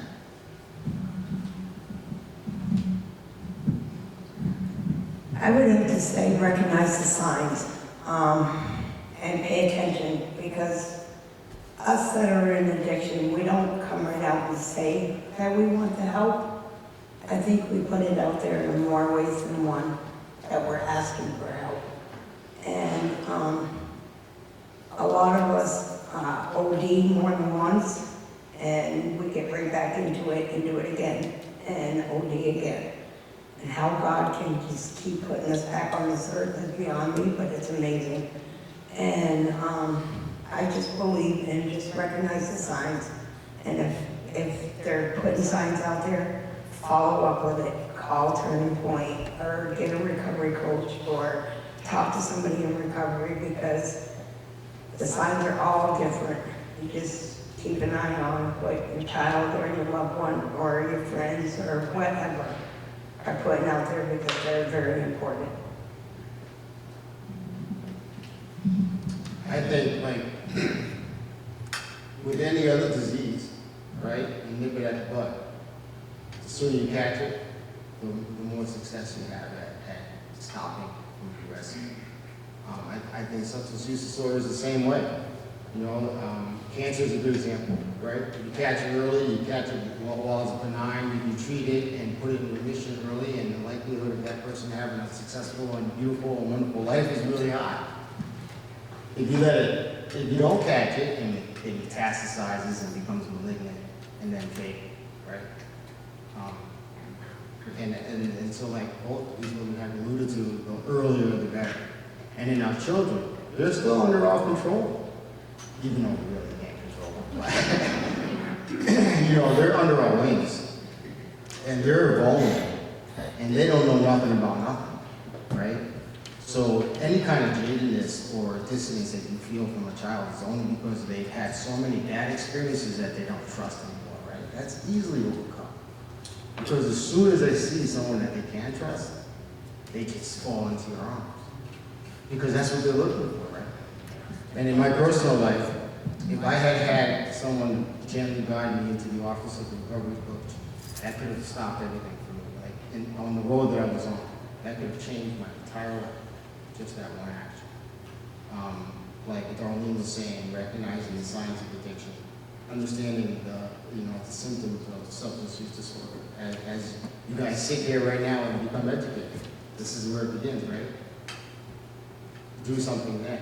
Don't wait till it's so late. Don't wait till they're being arrested. Don't wait till they're crashing their senior prom because they're drunk as a skunk and making a fool out of themselves. Don't wait till they drop out of college because they're too busy getting high and they can't keep up with their courses. That's almost to the point of no return. And learn from us. You sit up here and you listen to our stories and you have noticed someone has said that it's so sad and you hear the despair. Well, you need to hear the despair. You need to hear our horror stories so that you can take our stories home with you, remember it, and then feel motivated to prevent that from happening to another person and doing everything you can to empower them. Thanks, Chair. We're running out of time. There's a question over here. Jeanette has a question. Jeanette, if we can keep the answers short, that would be great so we can get to Paul's question too. Actually, it's more of a thank you, because Vanessa and Sarah were in the hospital. Some of the things you said that I've heard you say have been really profound, and really changed the way I feel. So thank you very much.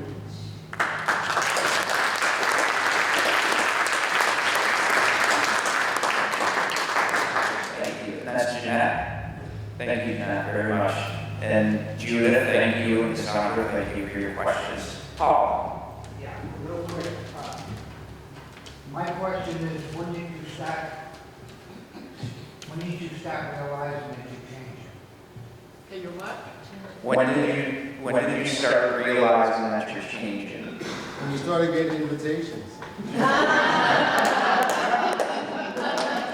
Like changing in recovery or changing like when we were younger? Because there's When did so you know many you changes, you go through the process. yourself? When you stopped drinking and doing drugs? When you stop drinking and using substances and coming into recovery, when you notice you're changing. For me, it was when I would wake up in the morning and not wish I was dead.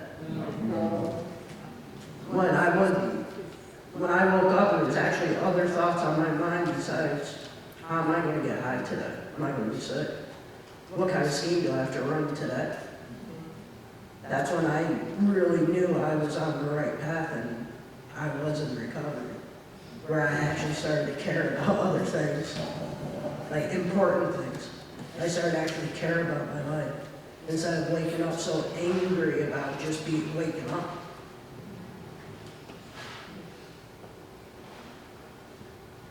Thanks, Sarah. I recognized it when my kids called me and said, "Congratulations, Mom. I'm so proud of you."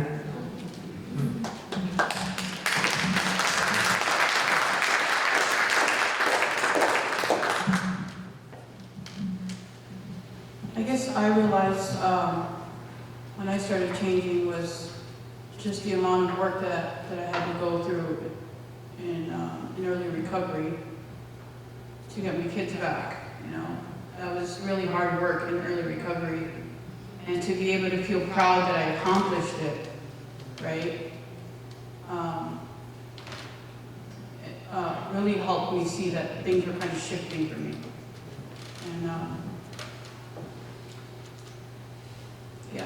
And also that feeling when I knew that recovery was like the medicine for the problem for me. Is when I knew that things were starting to change because of a switch that went off mentally.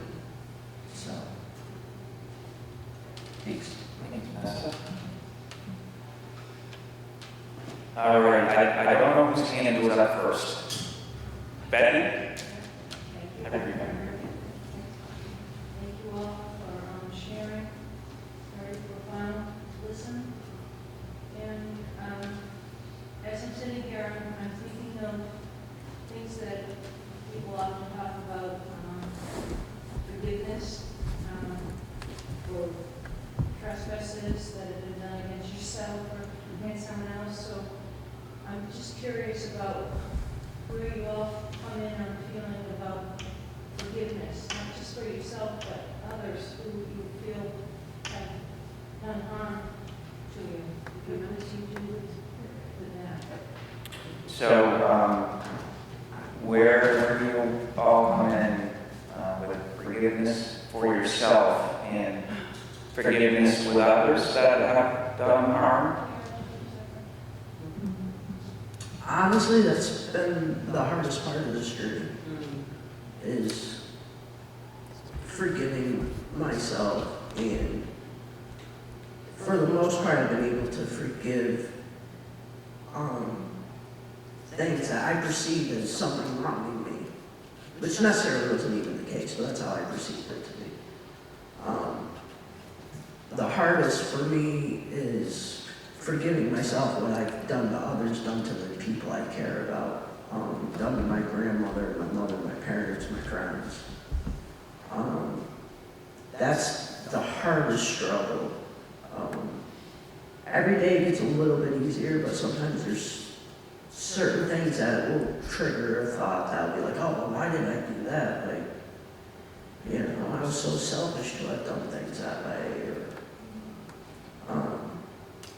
But I just have to keep moving forward and trying to forgive myself a little bit at a time. My husband always told me, he's deceased now, but he always told me, take it one day at a time, dear. You'll get better. It will get better. You gotta forgive yourself before you can forgive anybody else. And I couldn't figure out what he was talking about. Because I did take it one day at a time, sick as a dog, puking, sweating, pain, wishing I could just go get high to make me feel better. But when I started forgiving myself is when my family started recognizing that I was getting sober, and they started inviting me to family functions, and they weren't embarrassed to have me there because I wasn't showing up high and drunk. But when I really started forgiving myself was when I overcame the overdose. Because I wasn't just scared for myself, I was scared for my kids, my dad, my sisters.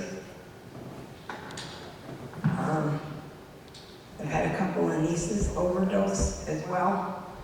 And it's just a miracle that they're here and they're in recovery themselves. And I'm just, like I said, I want my kids to know that recovery does work. It's hard work, but you can do it. And I got more faith in you than anything. And I forgive you.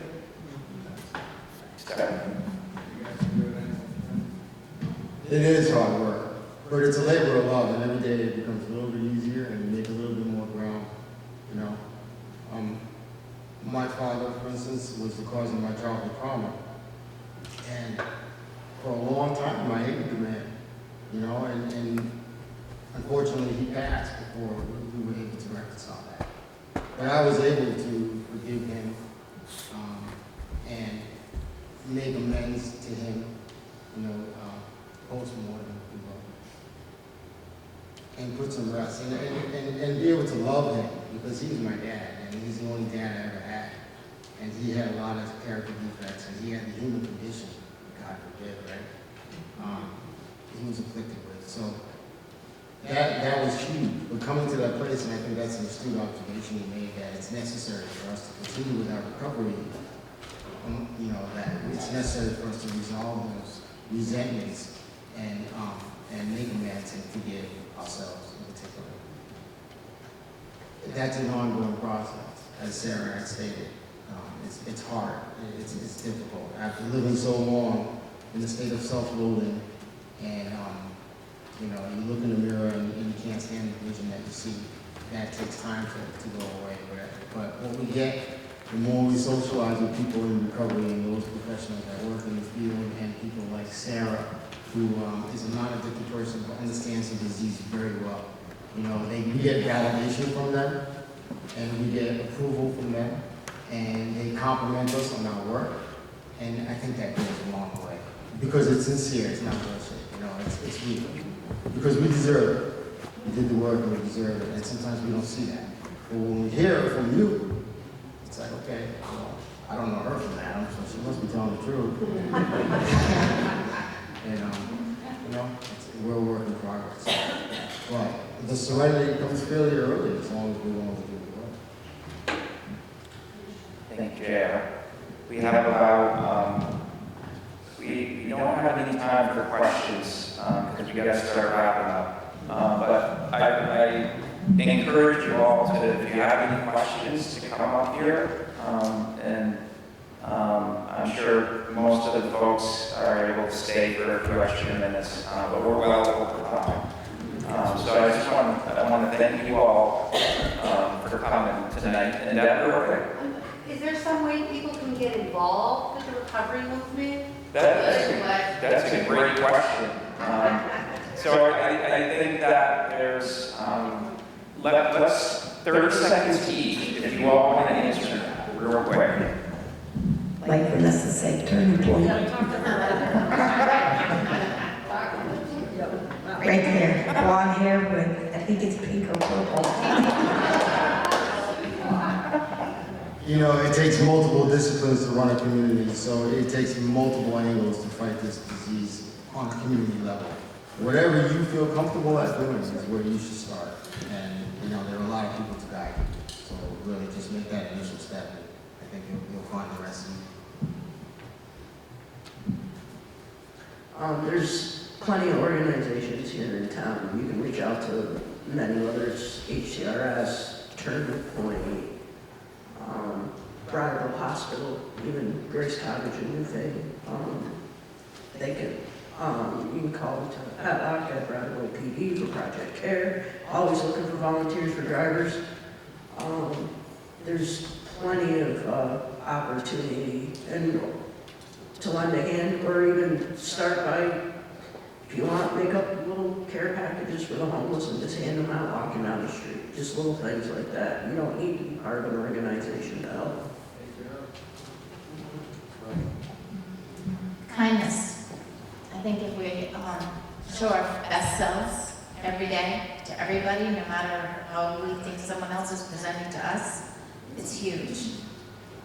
I also think that there's major issues that surround addiction that aren't just the addiction, but when you get out of treatment and don't have a home, when you have no way to get to your treatment, when you're too sick to get into treatment because of your medical issues, there's just so many different avenues that we can help and so many different places that we can go to help. Thanks, Sarah. Do you want to answer that? I thank you all for coming tonight. If you have any questions, please stick around. And thank you. A big round of applause.